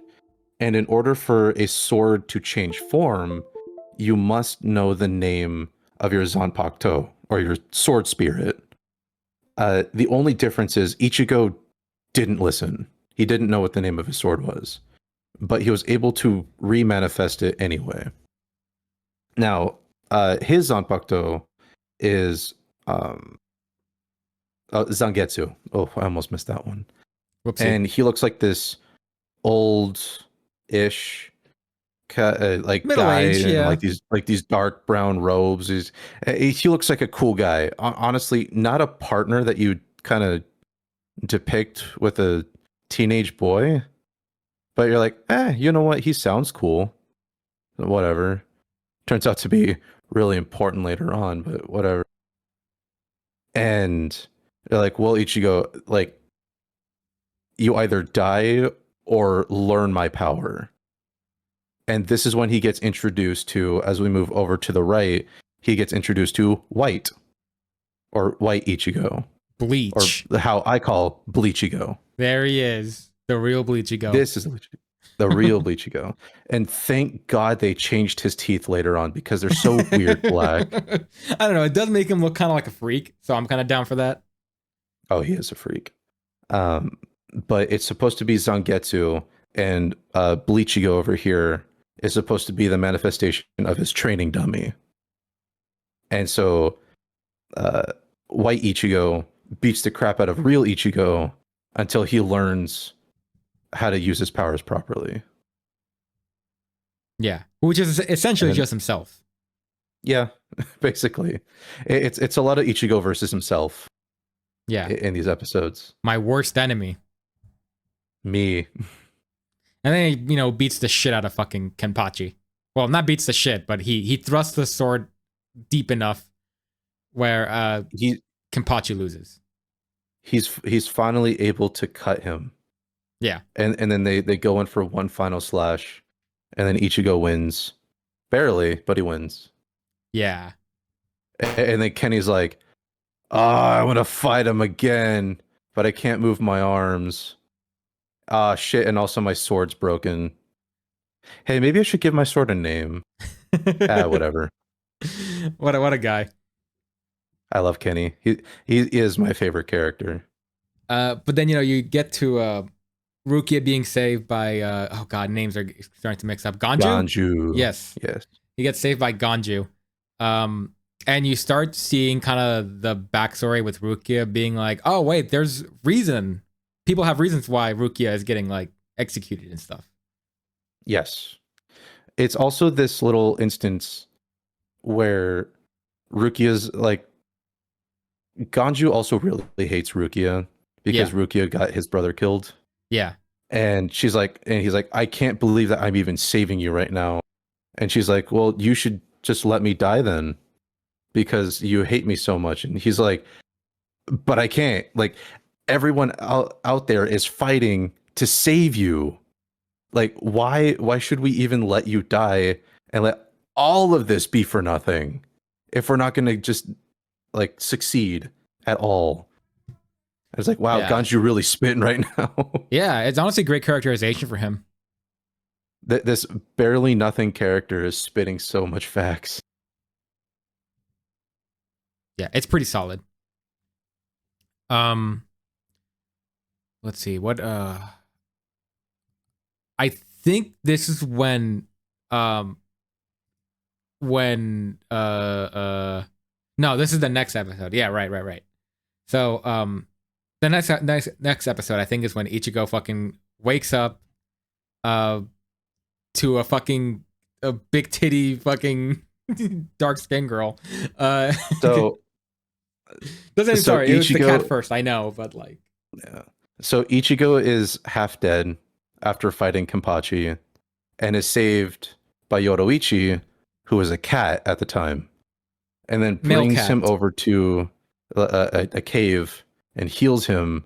And his question was, Yoroichi, if you're a cat, how did you carry me all the way from the Soul Society to here?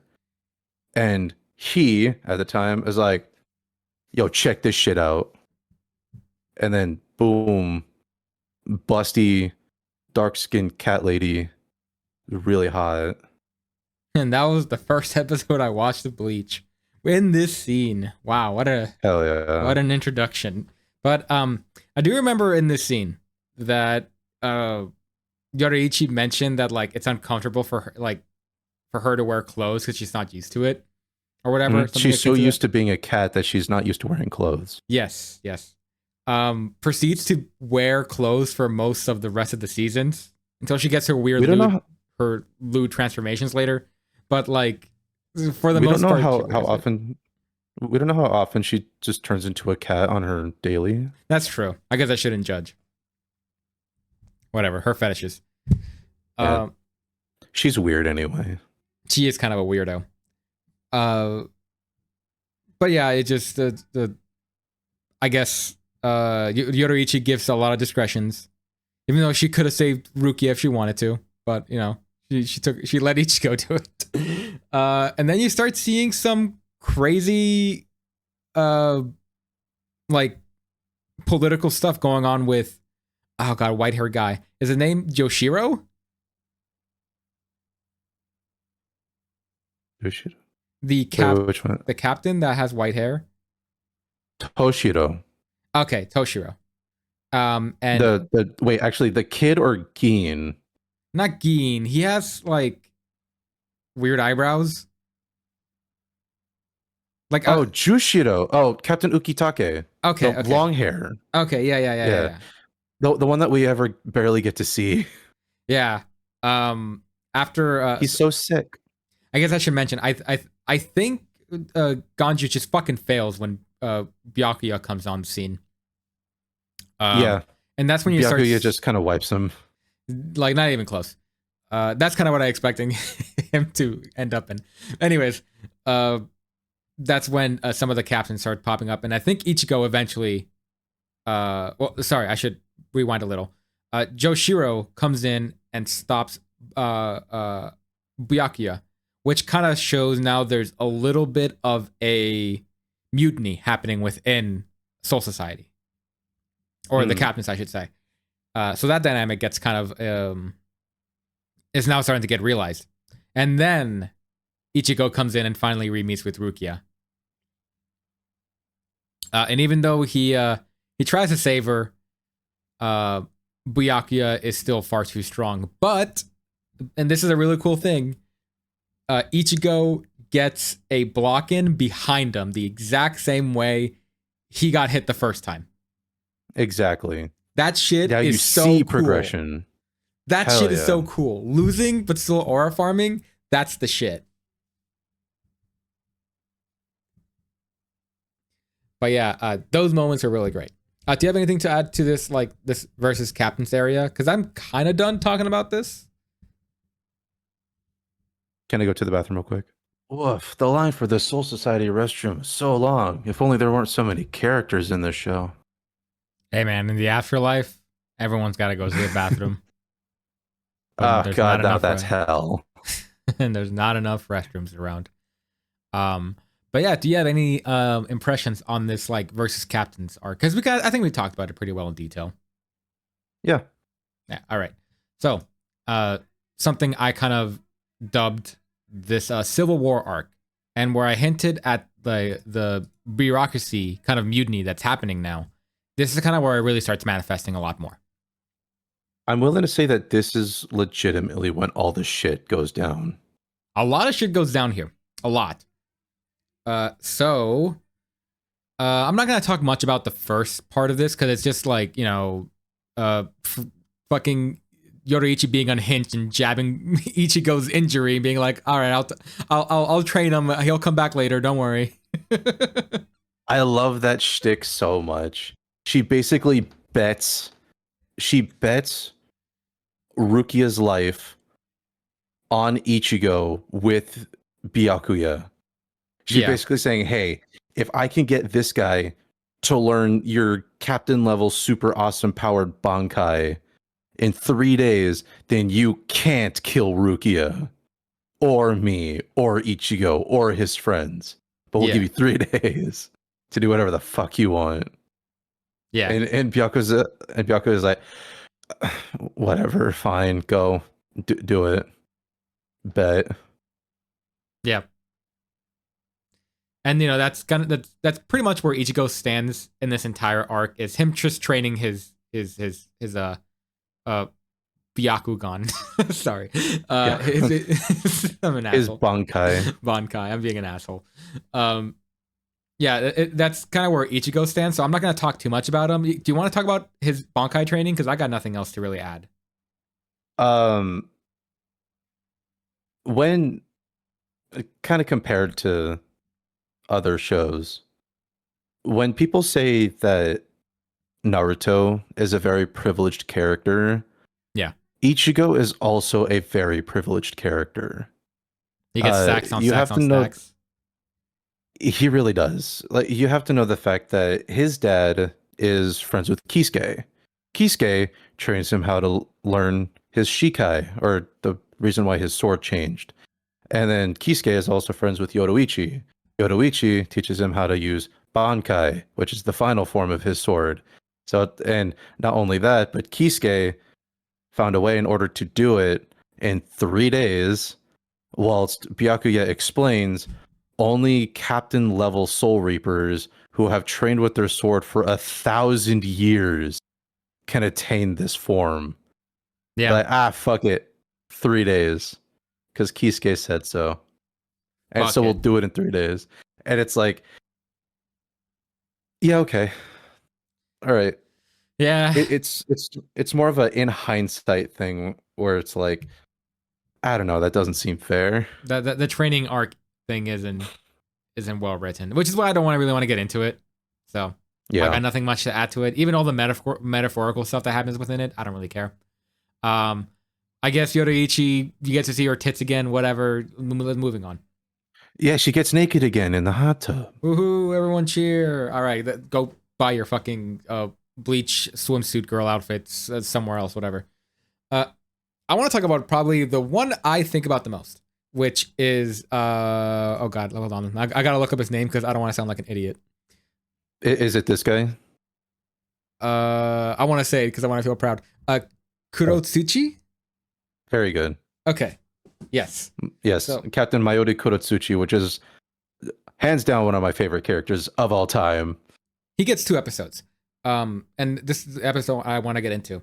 I remember you liking this character, and I I love always him. I always found it weird because this kind of felt like a weird Orochimaru situation where like, guys, he's the coolest guy. Wow, he treated Nemu terribly. And it still kind of sees her that way. Just like, this guy's fucked up. What the fuck is this problem? He gets better later. Does he now? Believe it or not, yeah, he does. Believe it or not, he's very fucked up in the head. Just a little bit. He was imprisoned for years until he was told to work with the Soul Society to help with research and development. Okay. I don't know, man. Like his treatment, that's why he's the crazy scientist guy. I guess just the way he treated Nemu and then his fucking spiel about how he treats Quincy's. I'm just like, Jesus Christ, this dude. This guy's gotta go. Yeah, he's a sociopath. That's like quite literally. And that's all I can be like, this guy's gotta go. And then to hear you say he's the coolest guy. So one of, not the coolest. I think Kenny's the coolest. Yeah. You know what I mean though, right? Like it's just kind of weird. I assume, okay, does he get character development? Can I at least like ask that for a spoiler? Yes, of course. Okay, I'm making sure. But he still stays unhinged. That's his character. That's fine. But you get reasoning behind that and development of character. There's later on in the 1,000-Year Blood War where something happens between him and Nemu, and you're like, oh shit, oh damn, now I kind of feel bad. Okay. But yeah, no, this relationship feels kind of weird. That it's just like, oh yeah, like he's so clearly like the worst guy on in the captains at this moment, like even worse than Jin, and Jin's like awful. Mm-hmm. So it's kind of weird always hearing that contrast in the background, just from my perspective. But yeah, well, like I said, a lot of times when modern day Bleach fans talk about Bleach, they rarely ever talk about these moments. Yeah. Which, you know, it's pretty far away from what current Bleach is, so I kind of understand that. Absolutely. But you know, Ishida gets a nice moment to shine, kind of showing now that like he cares a little bit about the aftermath of a battle, which is something he didn't really do much before in the exactly in the substitute Shinigami arc. So that's a nice bit of development there. I have nothing much to say about Orihime though. She helped. Sorry, Orihime.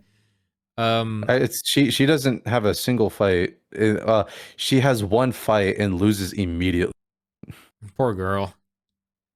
But what she does learn how to do is she learns how to heal. That's fine. Just, you know, give it significance. No? Okay. Anyways.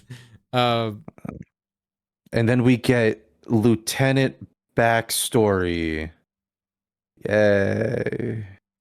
Who's that again? Who are who are these characters again? What? We have Renji, Kira, and Momo. They get their own backstory episode. And at this moment, we know who they are, but we don't know who they are. And it's like, okay. Yeah, you kind of just get to see more or less the same thing where like, you know, Renji liked Rukia. And these characters used to care about each other, but not anymore. But it's kind of what you said. It's all kind of vague. Yeah. So it's hard to know where all these pieces connect. This is when Aizen was a captain, and Shuhei wasn't even a lieutenant yet. I guess that's interesting. Wait, we don't know who Shuhei is yet. Oh crap. Whoops. I guess this will mean a lot more on reviewing it. Or rewatching it. Yes. But yeah, no, now you start seeing some more of that mutiny and Civil War stuff kind of going on. Because even though we just saw Kurotsuchi deal with you know, I guess his own form of mutiny within Nemu, if you want to call it that. You start and I guess the infiltration that Ishida had. You start seeing now stuff with Momo, Jin, and oh god, what's his name again? Oh, short white hair man. Toshido. Hoshido. Or Captain Hitsugaya. Okay, I'll call him Hoshido if you don't mind. Yep. Toshiro. Toshiro. Thank you. Okay, Toshiro. So many characters, man. Toshiro. I know. Um, I guess he was kind of being suspect or whatever. But I think my suspicions dropped the minute he fought Jin. And he also kind of seemed like the nice guy, like one of the nicest guys of all the captains, besides Aizen. Yeah, he's definitely supposed to be like the more meticulous one. Like think with your head, not your emotions. Yeah. So, and also he's like one of the very few, especially throughout this entire arc, that's like really trying to reason with this. Because he's telling Momo, like, hey, you may be able to suspect Gin killed Aizen. He's still a captain, though. Which is like, yeah, you're a lieutenant, but he's still pretty freaking strong. Yeah. Maybe we don't go after him and like try to kill him. It's kind of crazy that he has to be the level-headed one out of this group. But I guess Momo is pretty like, I mean, she was probably like love crazy for Aizen, so I guess it's understandable why she is in that state. But at this point in time, she has gone crazy. Yeah, I guess it's like literally. And at this point, I imagine the audience is also going like, "It's Jin. It's totally Jin. Look at this guy. Look at this dude. Look at this dude. He's like a snake. He doesn't even open his eyes. He just had that dumb, fucking, stupid, smug look on his face at all fucking times. It's got to be him." And then when he does open his eyes, you're like, "Oh shit, he opened his eyes. He must be evil." I can't believe he had any. Look at that smile. He's just like the Joker. He's just like me, the Joker. But yeah, in between, well, I guess I should say after this fight, is when you start getting the flashback with Cayenne. Oh dear lord. Cayenne. Like sorry, Japanese. That Cayenne Shiba, which is a Kukaku and Ganju's eldest brother. Yeah. And you start seeing some more Rukia lore. But most importantly, a foreshadowing to hollow forms. Yes. And that's going to be something that will come up later unless you want to bring up something about this episode that I'm missing, which I might. Nope, that's spoilers. Okay. So we'll come back to put this little point that using hollow forms can just turn you into a monster. All right. Pinpoint on that. Cone gets surrounded by a bunch of girls. Yay, fun filler episodes. Anyways, after that's his life. That's what he wants. After that really depressing episode of seeing Rukia say goodbye to someone that looks like Ichigo, and why he was so, and why she was so careful to protect Ichigo within the Shinigami arc. Cone gets bitches, gets surrounded by tits, a bunch of underage girls, whatever. Hell yeah. You finally get to Kenpachi saying, "Fuck it, I don't give a shit. I'm just gonna be on Ichigo's side because he seems like the guy." What was the progression for this one? Because I think Ikaku was like he healed me or whatever, or like he stood beside me or whatever. He was starting to get respect from Renji as well, or whatever. It was definitely a moment where the back and forth boiled down to, well, they're clearly not here to kill us. All they want is Rukia. He didn't kill Ikaku. He didn't end me. All of his friends seem cool. I don't know. He probably has a lot more going on than we think. Yeah. I guess we should trust Ichigo. And not to mention, half of my other coworkers are basically out there trying to kill themselves. So yeah, maybe Ichigo is the right guy. Maybe it's that point where like he really feels like he can't trust anyone besides Ichigo because he seems trustworthy. Yeah. And because he can't trust his own fucking crew right now. So I don't know. Maybe that's where it came from. Could be. But yeah, this is kind of the very first time you see like, this is the first captain that kind of has pledged towards Ichigo, or at least is on his like very obvious side. Yeah. Like he breaks his friends out of jail, and the whole goal is trying to go find Ichigo to help support him. Yeah. Which is cool, coming from a character that, like, I guess is supposed to be part of the antagonistic side. Exactly. But then we get to the these these two last episodes, which is a very futile attempt from, once again, Renji trying to beat Byakuya. Even though he gets a couple of hits in here and there, you get another Renji scream eventually, I think, out of this one. Poor dude. This will always be the long running gag. Renji gets no wins. Massive L's all around, man. I believe the average is, if we're counting the first time that actually no, he didn't even finish the first fight with Ichigo. Renji out of the entire series of Bleach gets 2 wins. was the one did he the first one was like Ichigo, right? On the very first time they fought. He didn't finish Ichigo. That's right, he didn't. Byakuya did. Man, he can't even get that win. Never win.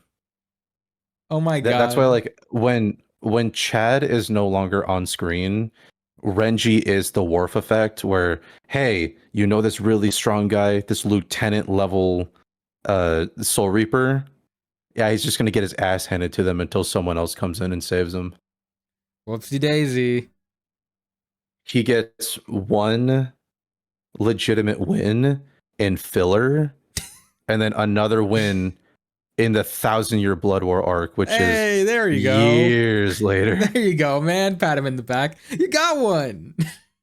You got one. Oh, man. You should be happy. It sucks. Is like he's not even like he can't even win the prize of like Ichigo's Lancer, because that's Ishida. So it's just like, well, fuck, he can't even win that. And it's weird too because Ichigo gets a lot of rivals / Lancers throughout the series. Renji always feels like the lesser of him and Uryu. Yeah. Even though they kind of try to frame it in some ways, but it's just like, nah, he can't even do that. Poor dude. No. But yeah, that fucking mogging aside, then you get to the Kenpachi fight with the other 2 dudes. Animal Man, what's his name again? Captain Komamura.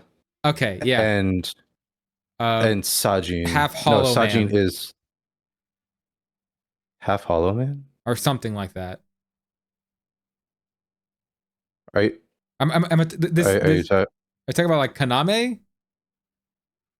Kaname is the blind man. Blind man, yes. Sorry. Komamura or Sajin, that's the animal one. Okay. He's got a dog face. Okay, gotcha. Sorry, I'm mixing them up. Yeah, so you have Kaname and Komamura. Not helping Mr. Kubo. All these names sound the same. But yeah, it's Ishida, Toshiro, and Jushiro. It's like, whom is whom? So now you get to see Kenpachi actually fucking not hold back, actually take things seriously, and he gets to fucking 2v1 as captains. Yes, easily. Which is very heartbreaking sometimes. It kind of is meant to show that even though he lost to Ichigo, it's kind of highlighted that like Kenpachi is kind of shown to be, I don't know, a stronger force within the protagonist side, I suppose. And also just a lot of aura farming for Kenpachi, let's be real here. Absolutely. I should have a fucking jar for that at that point. But anyways. Yeah. I mean, to be fair, whenever Kenny's around, he's all aura. It's true. The way the way they animate just his mouth alone, where it's kind of like a weird diagonal, always shows that he's kind of like in a state of going like, what do you call it? Like going like puh. Like smirking. Yeah, he's always in that state.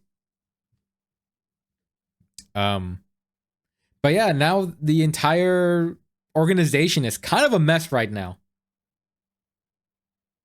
Because like from the beginning to the ending of these set of episodes, like the captains are not the way they were anymore. They're all fucking fighting each other, split, whatever. So now we can move on to the next section, and that's the execution rescue. And this is essentially the season finale of Soul Society arc. Yeah, the beginning of the end for this entire arc or this season. Yeah, so I made sure to choose the famous photo of Ichigo rescuing Rukia, which is undoubtedly my favorite style for Ichigo out of all of his designs. It's a pretty cool design. Even though it's so solid. Even though some of the energy kind of gets taken away from Rukia looking like a fucking teddy bear getting up from the side there. You have to remember, Rukia is very short. She is so tiny. Holy shit. And also Ichigo's really tall. That is fair. It's hard for him to look tall when you have characters like fucking Kenpachi and Chad walking around. This is true. But yeah. So this is essentially you're gonna start seeing kind of 3 fights, I think. 3 fights go out at one. And so that's gonna be Ichigo and Byakuya. The two captains versus old man Yamamoto, as is his name? Yeah. Okay, yeah. And then Soifone and Yoroichi. These are the 3 fights that kind of start not occurring simultaneously, but kind of occur within the same range. Roughly at the same time. Which one do you want to get into? I think we should save Ichigo and Byakuya last. Do you want to get into maybe Yamamoto? Do you want to start with that? To be fair, that one's over pretty quickly. Yeah, I think that's a good one to start. One of my favorite bits about this fight is the breakdown of how Captain Yamamoto explains how Jushiro and Shunsui, they were the first captains to like ever be part of like this whole Soul Reaper, Soul Society thing. Yeah, because it all started with Captain Yamamoto, and he's like, "Hey, these are my two top students. Why not bring them in on this organization type thing?" And so now you get to the point where it's like, oh, they're all against him. So you kind of feel bad, but boy howdy, does old man Yamamoto know how to aura farm. Yeah. The dude unsheaths his sword from his cane, takes off the robes, the boy is ripped, and starts setting shit on fire. Immediately. Oh my god. Yeah, that part was great. I found his speech to be kind of weird. I kind of wish that he elaborate a little bit more like that, where it's like he was talking about like justice and what it means to hold up those laws. And then I want to say, who was it that asked? I think it was Shunsui that asked like, well, what are those laws or whatever? Like, what does that even mean? And then Yamamoto was like, sorry, the time for words are over. We fight now. It's just like, come on. Come on. This could have been cool.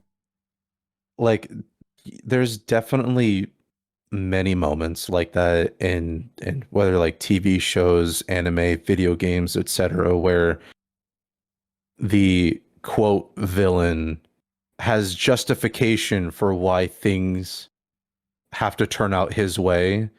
And when like your hero character's like, okay, so what are those ways? And they're like, no, I'm tired of talking. It's time for action. And it's like, okay, so you had nothing. You had nothing to say. Yeah. It's just all I hate it when they do that. Yeah. But it's Byakuya and Ichigo's fight that better explains the ending to what Yamamoto should have said. Yeah, that one's a little better. Yeah. But I guess right before we jump into that, because, do you have anything else to say about the Yamamoto and two captains fight? I think it was kind of interesting how they explained that both Shunsui and Jushiro were the only Soul Reapers to have twins on Pakutos. Yeah. I just thought that was an awesome idea. Yeah, I was going to say, like, I'm mixing up like 3 names right now, sorry. Tide Kubo, the author. Yeah. Sorry, because I was going through like author names too and character names. I'm like, I need a fucking. Ugh. Anyways, so Tide Kubo is really good at giving characters kind of like, here's their thing. Yeah.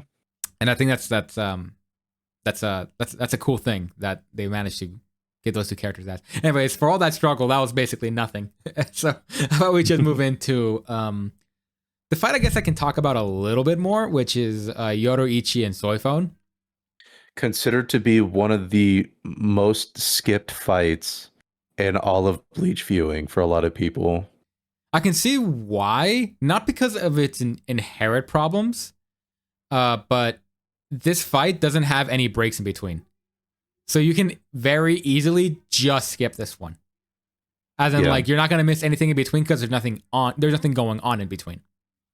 There's literally nothing plot worthy happens except for characterization. Yeah, that's what this entire thing is just meant to kind of explain the character that we've known, Yoroichi, and a new character, right? Soifone gets brought in at this point. Yes, I just want to make sure. So Soifone kind of comes out of nowhere, and now she gives her backstory, even though we never knew her. Yeah, but she's supposed to link in with Yoroichi. Now, even though I know people, even though I know you mentioned that people don't like this fight, I think what I liked about this fight is that Soifone and Yoroichi know how to fight each other, and you kind of see that within that fight. Yeah, specifically in this screenshot where Soifone blocks Yoroichi's like secret maneuver. But it also shows that that Soifone was. So how her weapon works is that she's supposed to stab you with a needle. I mean, so she was going to stab Yoroichi. Yoroichi stops her hand, and then was going to drop kick her, but Soifone stops her. So a lot of narrative goes along in one scene where it works perfectly, like on a manga piece, where you can definitely tell what's going on. Yeah. But in the anime form, I can see how it's a little harder to catch those things because a lot of them are stills. Yeah. I think there's even the one scene where I think the problem goes into like you start seeing like their hands like starting to hit each other, and at one point they just slap each other. And people don't like that because it's like we're sitting here watching people like kill each other with swords, and now we get these two ladies slapping each other. What the hell? I can see why that's kind of a dissonance compared to the other fights that we've seen before. But yeah, like even within this fight, you get a lot of backstory with these two characters, and I don't know, how do you feel about this? Because I'm still trying to like gather. I still don't know how to completely feel about this because I see Soifone's characterization. Should I go into my spiel, or do you want to say anything before? Oh, go for it. Okay, so okay, memes aside, Yoroichi, Soifone, Yuri kiss. All right, let's move forward. They lesbians though. Yeah, whatever. So I think having the character trait of like the whole reason why Soifone likes Yoroichi is because Soifone is attracted to power. Like she deeply saw that. And Yoroichi at a certain point saw that she is kind of like the pinnacle of power. And that's why she kind of became obsessed with her. To what obsession, to what degree, I'm not really sure. Maybe you can interpret that as Yuri. I don't really care. But she's always had this kind of like fascination and kind of softness towards Yoroichi, I suppose, over time. Although when they start splitting apart, or when they split apart, I always found that Soifone just making a complete heel turn to be kind of off-putting, because it looks like she softened up. If she ran away, wouldn't she feel like better about her going? Or would she try to look, or would she try to look for her? Like, it's a weird direction that she found like spite towards her, because I feel she would never really cared about the bureaucracy of things. She always felt more about like the power stuff. I suppose Soifone's motivation for being pissed off of Yoroichi didn't really click with me too hard. I get that she cared for her, but it never really felt like she cared for her in like that obsessive way. In that particular So obsessive way. my question would be, why would Soifon be happy if Yoruichi left? I don't know. She's now the strongest within her division. I don't know. Whatever. I'm kind of just taking guesses as what else could have been a reaction. I think the more likely thing is the second one that I mentioned was she probably spent more time looking or not really caring, or at least like feel like a little like, oh well, I really miss her or whatever, right? But to be so hate filled, it's kind of crazy. I don't know. How So do you read this? Because I'm so the whole history behind these two is actually panned out within these episodes. The Feng family, or Soifon's family house, is they're basically like a giant family of ninjas. yeah, And Yoruichi's family, the Shihoin family, were royalty. They're a royal house. right, Um, and she was the captain of Squad 2, which was the detention division. And what that means is the Feng family serves the royal family. right, Um, so as Soifon trained, basically, Yoruichi saw potential in Soifon, and so she took her under her wing. And being an assistant towards the royal family is huge in the Bleach world. And then so they grew a bond, learned, or Soifon learned from her, and they spent a lot of time together. So there was like that natural kinship. It wasn't until Yoruichi left, we later find out that she fled the Soul Society with Kisuke, but she didn't tell Soifon. Not a single word was said. She was just gone. yeah, And so what Soifon's feelings were was that she was abandoned, she was betrayed, and she felt like the one and only person that she was trying to get the closest to uh basically ran away from her responsibilities, because she ran away from not only the Soul Society but the royal family, and she like grew to just mm, disrespect Yoruichi completely. And so that level of disdain kind of grew into her, like her reasoning for being kind of a bitch to everyone is because she doesn't trust anyone. gotcha. Okay, so Especially it's when you have, abandonment issues. Gotcha.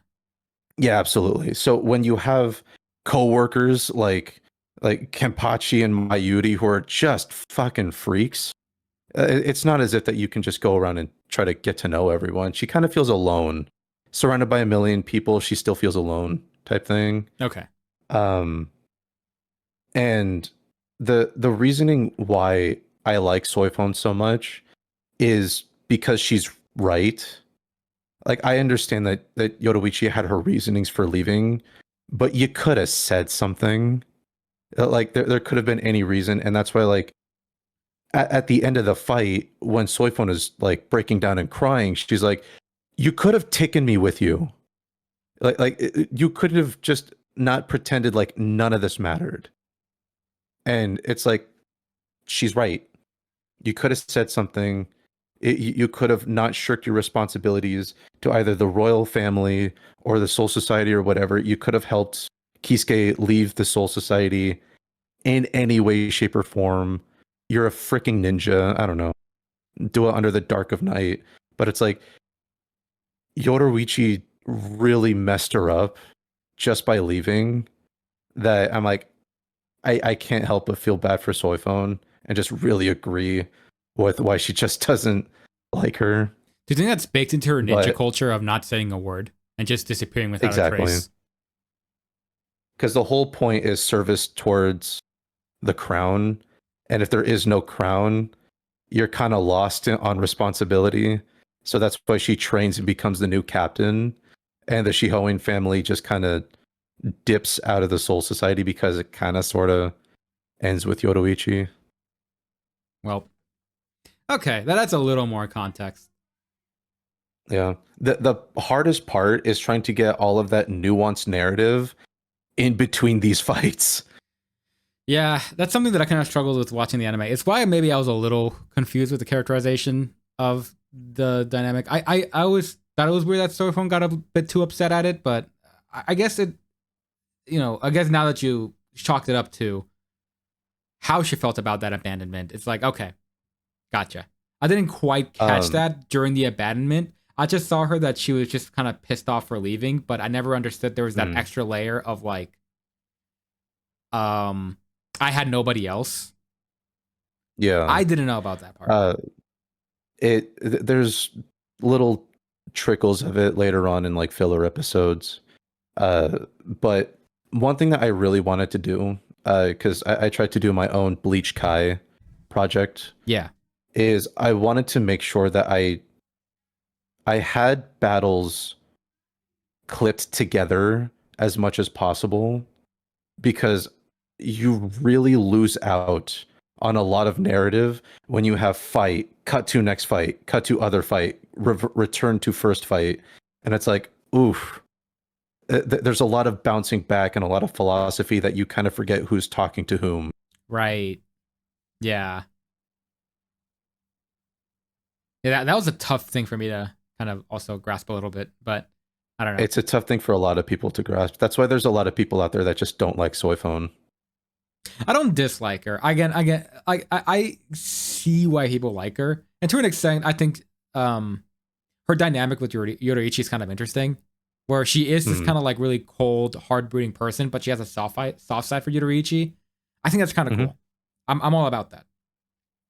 I mean, she still loves Yoruichi. Like that is completely seen later on in the show, like where they just developed this mentor-student relationship / kind of sort of friendship. Fucking Yoruichi family zoned her. Yeah, pretty much. But it's always the interesting contrast where it's Yoruichi is still the mentor of Soifon, even though Soifon is at captain level Soul Reaper status. Yeah. It's kind of insane. Yoruichi just on a different league. On a whole new level. Yeah, no, Soifon is or Soifong, whatever, how the fuck you want to call her. It's either Soifon in English or Suifang in Japanese. Yeah, she is like one of the Chinese characters in the show. But yeah, I have nothing much else to add about that, because that fight just kind of, it happened. It's a little awkward, and I don't blame anyone for not liking it. Me personally, I love Soifang. She's my waifu. So I appreciate the fight for what it is. The fight itself, again, it's one that I visually like because they all know each other. It's kind of a language within the fight, which is why it's on the better end of fights for me. And I think maybe one of the top 3 fights for me. Mm-hmm. Where it's narratively stricken, as you said, that's a little weird. Yeah. But either or, moving forward a little bit, let's finally get into Ichigo and Byakuya. Yo, man, it's time for the rematch. It's crazy, right? Because like you still feel that Byakuya is the stronger one, but in that moment, Ichigo is kind of catching up faster than Byakuya is expecting. Yeah.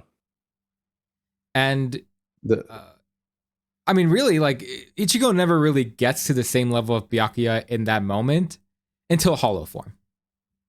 Yes, I think that's like the crucial part. One thing that I wanted to bring up with Chad's fight with Shunsui was the fact that that's technically Chad's episode. He gets the flashback with his abuelo, sorry, his grandfather. Good enough. He gets the flashback with his grandfather. He gets all of the moments with Ichigo, and he's like, yeah, Ichigo and I are friends because we protect each other. We fight for each other. So I want to do this and fight for or fight not for Ichigo, but with Ichigo on equal level, and he just gets slammed by Shunsui. Oh yeah. Uh, in similar aspect, Ichigo, this fight is the first time that Ichigo uses his Bankai, which is like ultimate super level form sword mastery skill for a Soul Reaper. And he gets a bunch of one-ups on Byakuya, but like you said, purely based off of broken expectation. And then it wasn't until Byakuya finally puts the upper hand on Ichigo where you're like, oh, yeah, maybe Ichigo isn't actually as strong as we thought he was, or as even he thought he was, because he cheated. Yeah. And then so this is when we get the introduction of his hollow form taking over and going absolutely berserk and basically trying to kill Byakuya because he's the enemy. And then Ichigo finally rips the mask off saying, I don't need your help because I can do this by myself. And basically like why Ichigo's like, no, you can't. You really can't. Damn. And then Byakuya gets fucking wrecked. Well, this is also the introduction of the Black Getsuga Tensho, where in the beginning it was always blue, and now it turned black because he's in his Bankai form and he's using his hollow powers. And then he was able to overpower Byakuya finally. Took a bit, but took a bit of cheating here and there. But he finally got it. And yeah, this is kind of the preview that we got earlier for the hollow form. What we call it, the Hollow Knight form. The hollow form. Sorry. You just want to play Silk Song, I know it. Whoops. But yeah, this was this was kind of already manifesting, and it's already kind of showing. It was a good way to kind of let the audience know here are the stakes and what actually happens when you lose control.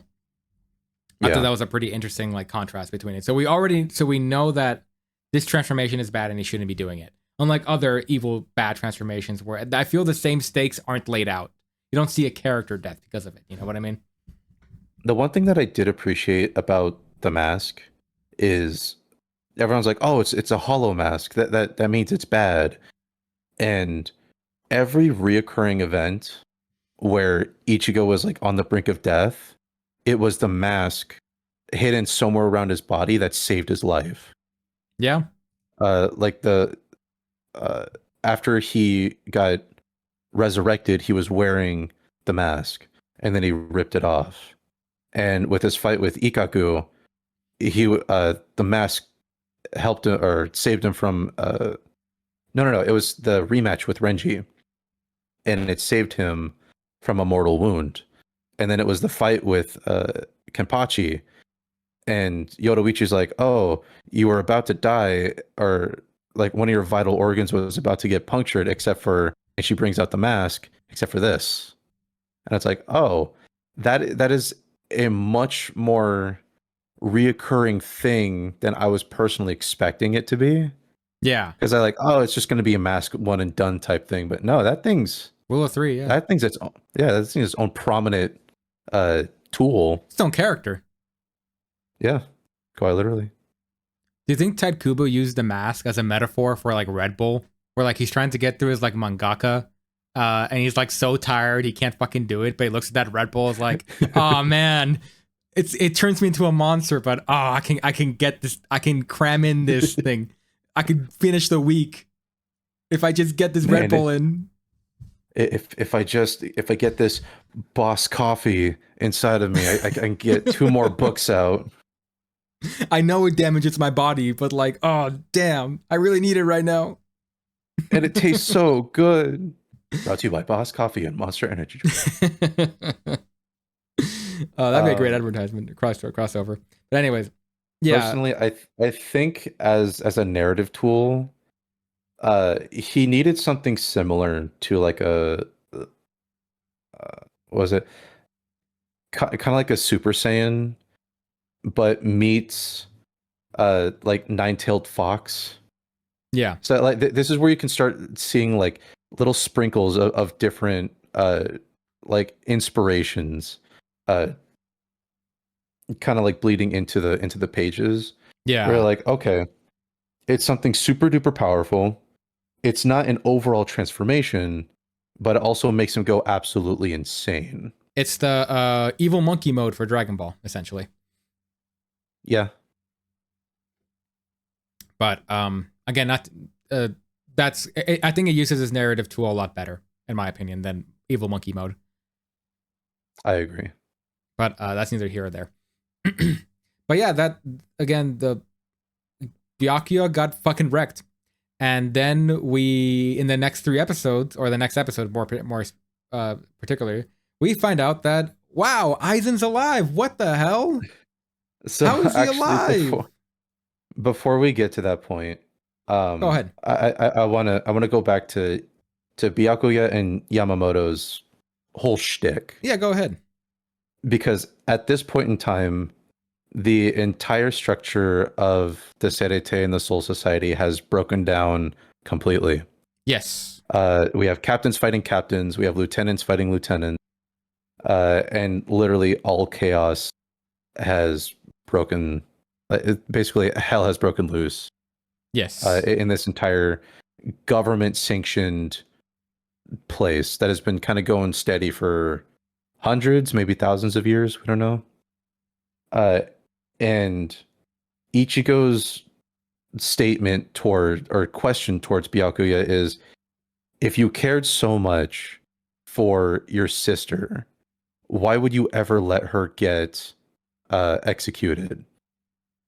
And Byakuya's statement finalizes Yamamoto's bit, where Yamamoto's like, there's rules to be had, or like there's rules here, and who am I to be a captain or to hold any precedence if I don't uphold the rules? Basically stating, if I'm a police officer and I break the rules, why should I ever be called a police officer? Okay, I see. Basically, is like, I'm one of the heads of the law, and if I don't follow the law, then why is there a law to begin with? Basically, Yeah, the consistency of the law doesn't matter anymore. Yeah, exactly. Because Byakuya himself is also a seat of the royal family. Yes.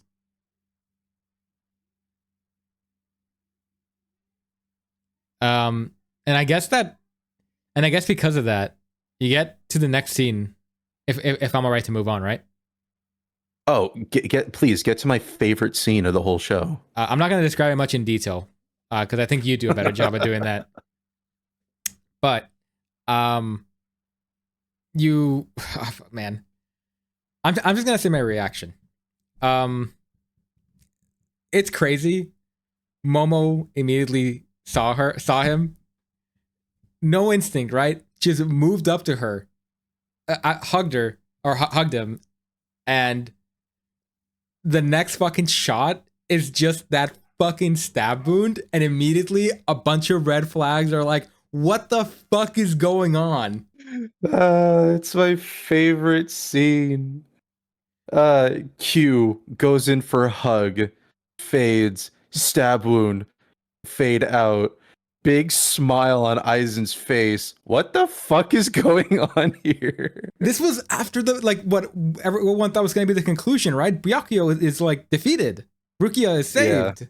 It's all done. It's like that's again Tight Kubo's way of sequencing everything, where it's like, we just had the main character finish his big battle, but boy howdy did that make us forget about all the bureaucracy in the background.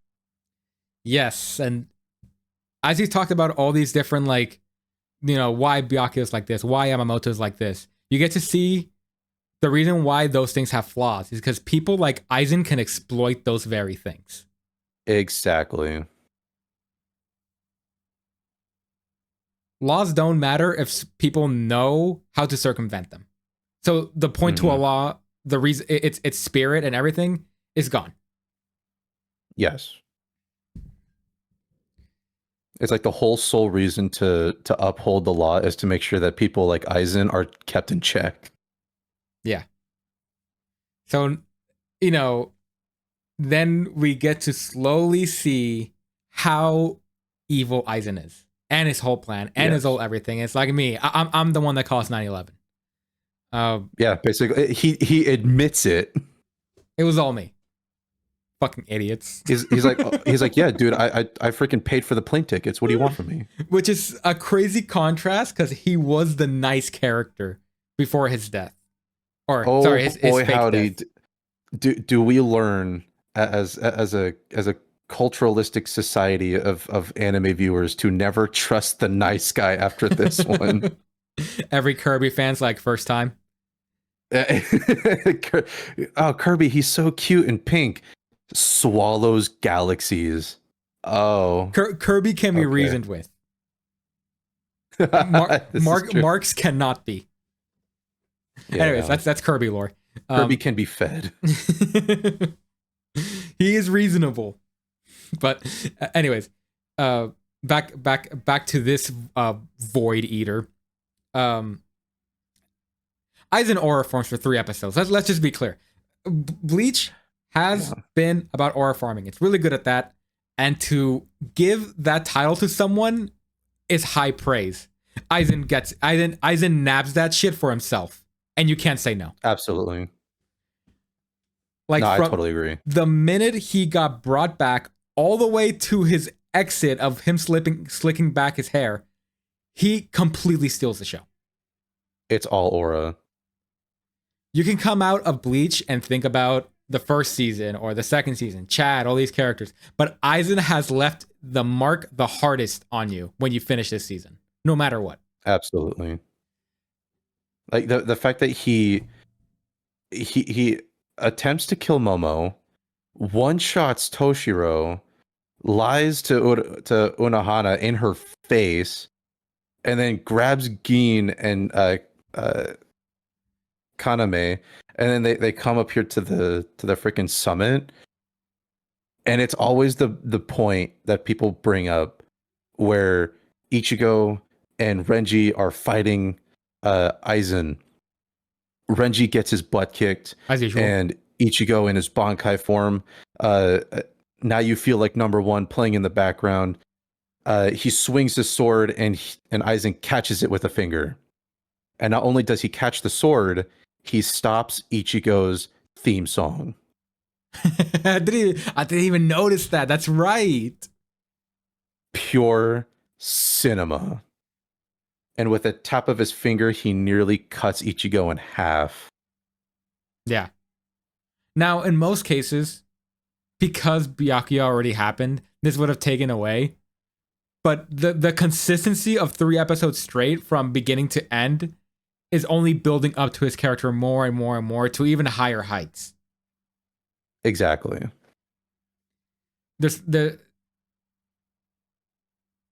Out of any other piece of media I've seen, I don't think I've seen an antagonist introduced like this strongly than I ever have before. If he isn't a reason to keep reading, I don't know what is. Exactly. And the worst part about finishing off episode 63 is episode 64 being the introduction to the Bound arc, the filler arc, which is the introduction to either the worst filler of Bleach, or the fact that we just don't cut to next season. Yeah, manga readers, it ain't so bad, I suppose, but like, oh no, damn. Yeah, but for a lot of people where we just didn't get manga overseas at the time, and anime was the only way for you to get to this. Yeah. Boy, howdy. The juxtaposition was really bad. Whoopsie daisy. But, yeah, I mean, do you want to comment anything else on Aizen? Because I want to get into the last episode a little bit. Just, I have a few things to say. He's my favorite antagonist of media. I adore that man. I was about to say he's your profile picture.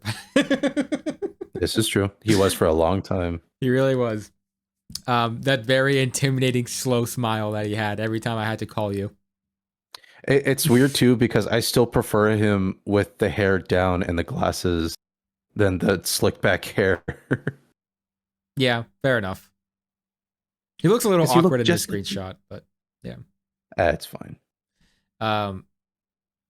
Yeah, no, he's great. But I think I shed my spiel because I'm out of breath just talking about him. Oh my god. But yeah, if I can just kind of glimpse over real quickly onto episode 63. I like that they got a little resolution episode. I think that they could have ended it at Aizen and left it at a cliffhanger and be like, okay, and then Ichigo goes home. That's it. They had a little nice celebration, which is kind of nice, like tying up some characterization ends. Here's where the captains are going to be going forward. Here's what Ichigo is going to go. Maybe Yoruichi's giving head pats to fucking Soy Phone. I don't fucking know what's going on with them. They're gonna deal with their own shit in the background. Yeah, they got to deal with their own shit.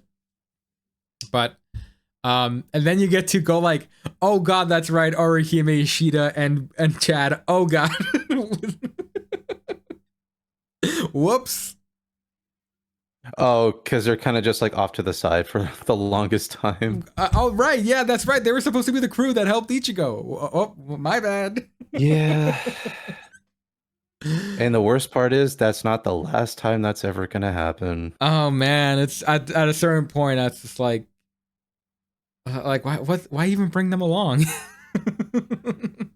Why even bother? Because you needed to have a crew until they separated, until you realize, oh god, they were separated the whole time. Yep. Once that sphere thing happened, like sure Orihime and Ishida were hanging around each other, but like no one else was around each other. So it's like, what's the point of this crew besides just adding more battles on the side? Mm-hmm. And it's like, oh no, they were there to like get mogged by the captains. They were there to show just how cool the other characters were.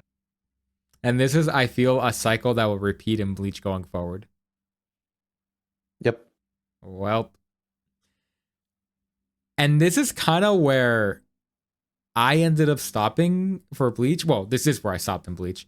Because I feel like even though the stuff with Aizen is kind of interesting and cool, I saw a new character next to him, that female character, and I'm like, okay, I can see the cycle.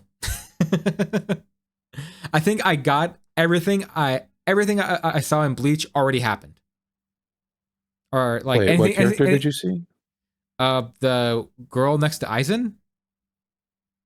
What's her name? This one here? Which one here? This one. The one on the list that we're looking at. The Maybe? Momo who gets stabbed. Oh, not Momo, sorry. There was another, like it was Gin and someone. There was three, wasn't there? Or am I tripping? Yeah, it's Kaname. Kaname, okay. The blind guy. Oh, right. Sorry, not the girl. My bad. Yeah, no, Kaname. My bad. And Angry Animal Man is like, how you betray me, whatever. Anyways, how dare you, Kaname? And he's like, whatever. Justice, am I right? Gotta love justice. Yeah. But yeah, Kaname is so poorly written. I kind of feel bad for the guy, but it's like he's so poorly written that I don't like him either. Well, but yeah, like I don't know. I was getting the feeling that more characters were gonna get introduced in more spades. So I kind of, knowing that Bleach was known for having a lot of characters, this was gonna repeat. Mm-hmm. So I'm like, you know what? I got my fill for Bleach. I got my slice. Do you think that's a correct statement, or what do you think? Well, considering the worst part about the Bound arc is that you get introduced to another group of people that also have another group of... So the Bounds have these things called dolls. So each Bound has a name, and each doll has their own name. So it's like, those are like congruently like another 10, 20 characters that you're introduced to. And after, what was it, 80 something, they're never seen again. Like they're never brought up again. So it's like, at what point can we just stop introducing characters? Does this continue into the Ranker arc? I think it's called the Arrival arc or whatever it's called. Whatever. The Arankar arc, somewhat. There's constantly reoccurring characters in the Waco Mundo and Arankar arc, but there's also characters that are introduced that are again either die or never seen again. Gotcha. So, so Aizen gets his Espada, and each Espada gets their own group of oh god, what are they called? Basically lackeys. Their own division, essentially, kind of like the captains. Yeah, so it's like you got to go through the lackeys until you can finally get to the captains, and then after the captains, you can finally get to Aizen. It's like, I wonder where we've seen this before. Yeah. Okay. So it's something akin to that happens. Yeah. Okay. I was just curious. The thing that I will go along with is, yes, it's very similar to these first 63 episodes, or not even 63, but like whenever we start, which is like episode 21 to 63, where it's like, it feels very, very similar. The Wakamundo arc, but it's like the different characters, the different narrative, the different designs and everything. I feel like they're all supposed to be coupled together, where it's like you're in familiar territory, but the differences are what's supposed to be exciting. Okay, I see. If that makes sense. It's the characters that are supposed to bring it out. Yeah. Okay, I see. All right, I guess this is already moving into the next slide, or the next final part, which is your thoughts on current Bleach, and it sounds like you kind of already got the gist of it. Yeah. Current Bleach, I'm just not a fan. Like, I did read the 1,000-Year Blood War arc. I thought it was all right. I wasn't like too taken aback by it. Okay. I always hate being this guy, but my favorite part was the ending. Without sounding disrespectful. Well, but he becomes an author. Yeah. I guess me personally, it's like where the community is now. It's difficult to I don't know. How do I say this? I feel like a high schooler trying to talk about Pokemon to a bunch of elementary school students. Oh, I see. Where you're like, hey, do you know about Blaziken and his speed boost ability? It makes him super awesome and competitive. And all the kids are like, what's Blaziken? I only know what's the newest thing? That mega form that you sent in earlier. Yeah, I only know Mega Victory Bell and Mega Malagarani or something. We're moving on. Excelgor. Either way, like, I feel out of touch within the community, especially when people start spouting off like their own philosophies, being like, oh my gosh, everyone hates Ichigo when Ichigo was like one of the most like philosophically well-renowned characters in all of anime history. And I'm like, no, he wasn't. He's just a guy. That's the reason why I felt so connected or like so related with him, is because he was just a kid. Like, he's a high school student who was just dropped into this shit. Quite literally. He really was. Like the whole point of Ichigo is that he's a part-time worker that goes to school. But the coolest thing about him is that his part-time work is fighting ghost monsters. Yeah. Like, it never needed to be as overly complicated as that.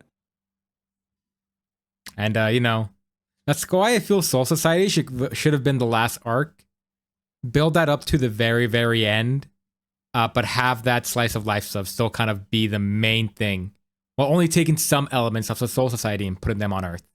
But I don't know. That's just my thoughts. I think the problem is like later on, the series gets convoluted. I can imagine things just start getting a little bit too wishy-washy. And then, especially with the introduction of the 1,000-Year Blood War arc, things get way too complicated and way too convoluted. And it's like,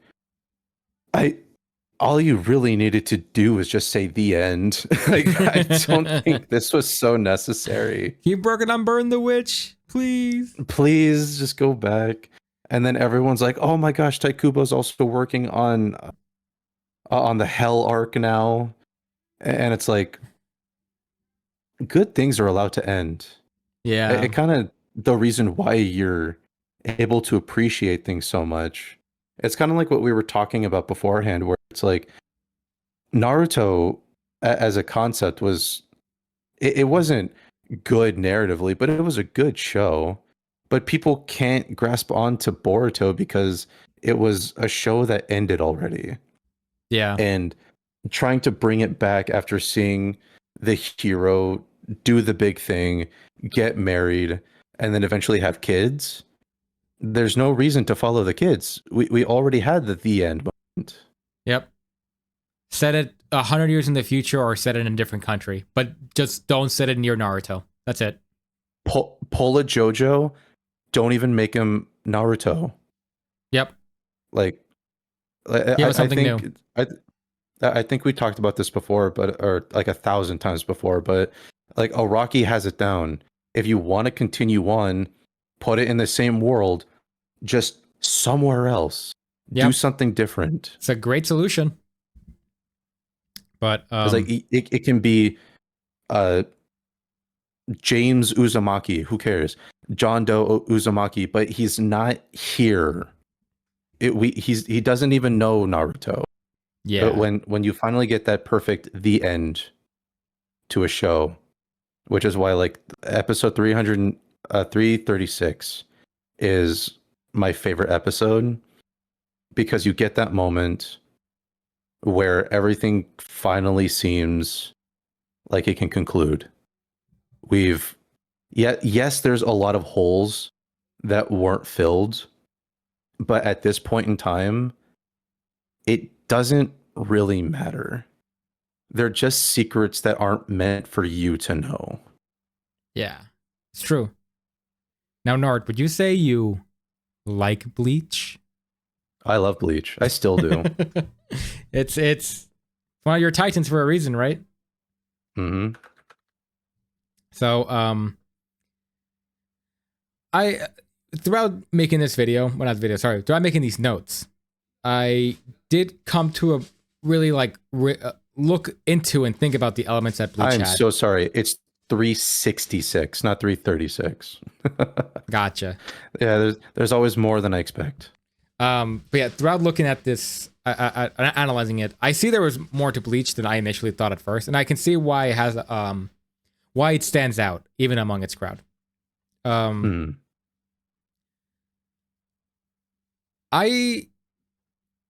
like a lot of ideas that Bleach has, and I personally hope in the future that Tide Kubo gets to express more of these ideas in the setting he maybe wants. I agree, because it definitely, from what I'm seeing within the community and within like the world of Bleach, it feels like that the fans have definitely reignited that flame in Tai Kubo, which is why he's so like, ever since 2020, the guy hasn't stopped. Like it's always been like ongoing since day one. Oh wow! Especially with the anime and with like conventions and themes and like pop-up shops and like more promotion events for Bleach, because everyone has just gotten all the way back in. The only issue is I would like to see all of this innovation and inspiration done somewhere else. Because me personally, I think Bleach can finally close its books. And I don't want to see a Bleach squared with Boruto. Because I honestly, that would just make me feel sick as a fan. I would get so burnt out so quickly. The fact that we're still being introduced to more characters and he's still writing this thing, and I'm like, good things can end. Move on to the next one. Yeah, and maybe now they can focus on fucking that weird daughter from the future that Rukia had or some shit. Whatever the fuck her name was. The one you showed me once. From the movie. Damn it. What is her freaking name? Oh. Senna. Gotcha. That the problem with Senna is that that's actually she's a movie character, but she was the first inspiration for spoilers, Rukia and Renji's daughter. Yeah. As you said before, so yeah. I don't think we need That's to what go she's into. Supposed to look like. I don't think we need to get into characters like that, honestly. I don't either. As you said, I think Bleach has enough characters as it is, so it's good at what it has. Yeah. With that said, any closing thoughts on Bleach? Since we're on, goddamn, we're starting to get to 3 hours, and I'm out of breath, bro. Hell yeah.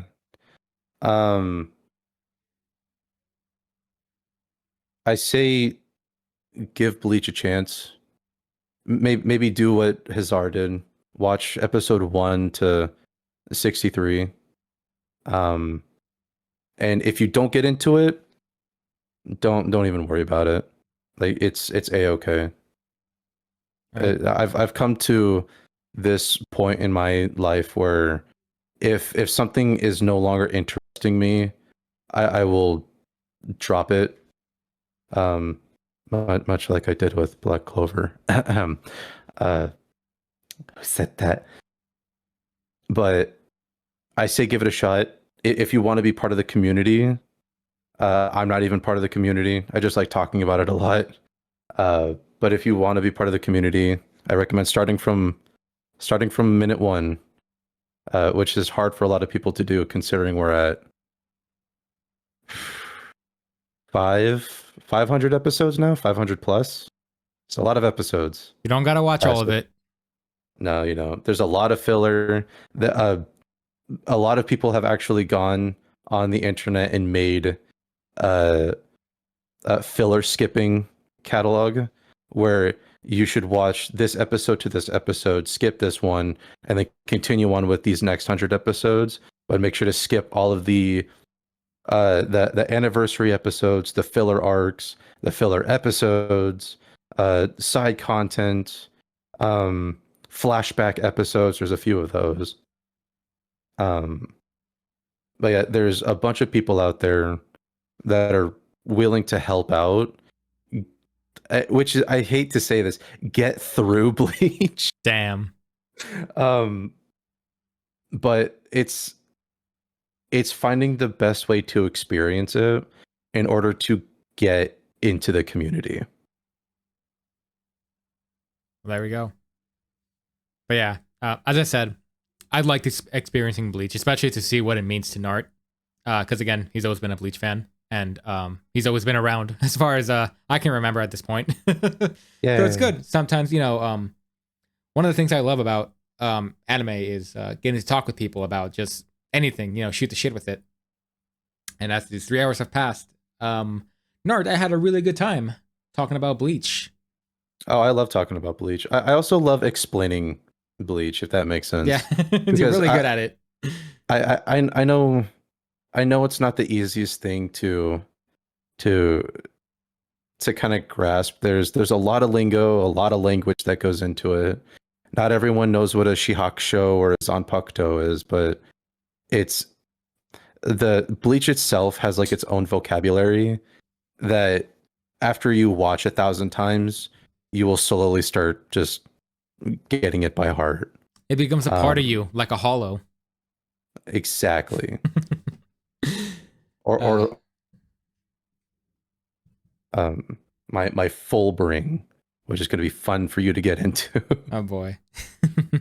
But yeah, if this podcast episodes become popular enough, who knows? Maybe I'll be like, fuck it, I need money. I'll watch all of Bleach. I don't know. But yeah, how about we close down this episode a little bit? That's fine by me. All right. Thank you everyone for joining us in this long-winded podcast episode about Bleach season 1 through 3. With me today was the one and only Bleach expert and the Soy Fang champion, Nart. I wish to God I was the one and only Bleach champion. Like, there's so many other people out there that do this way better than I do. You're a champion in my heart. I do appreciate that. Thank you. As I've been Roderick D. Narrator. If you want to catch anything at the moment, like I said, I'm kind of sprinkling around on Twitch. So catch me over at twitch.tv/narrator VT, because all of us are VTubers, yet we don't stream anymore. He's starting to stream now, though. Catch him. We do stream now. At least he is. Yes, I try. So, oh geez. Shit's Who going are down in you? the background. And anyway, sorry. There's shit going down in the background right now. So, I am Hazar, and this has been Monsters Den, and I swear I introduced that in the beginning. You just forgot about it. Haha. Thank you everyone for joining us for this episode of Monsters Den. And I hope you're able to join me for the next episode. All right, Nice. that's gonna do it for today. Thanks everyone. Stay safe out there. Matane. Happy sailing.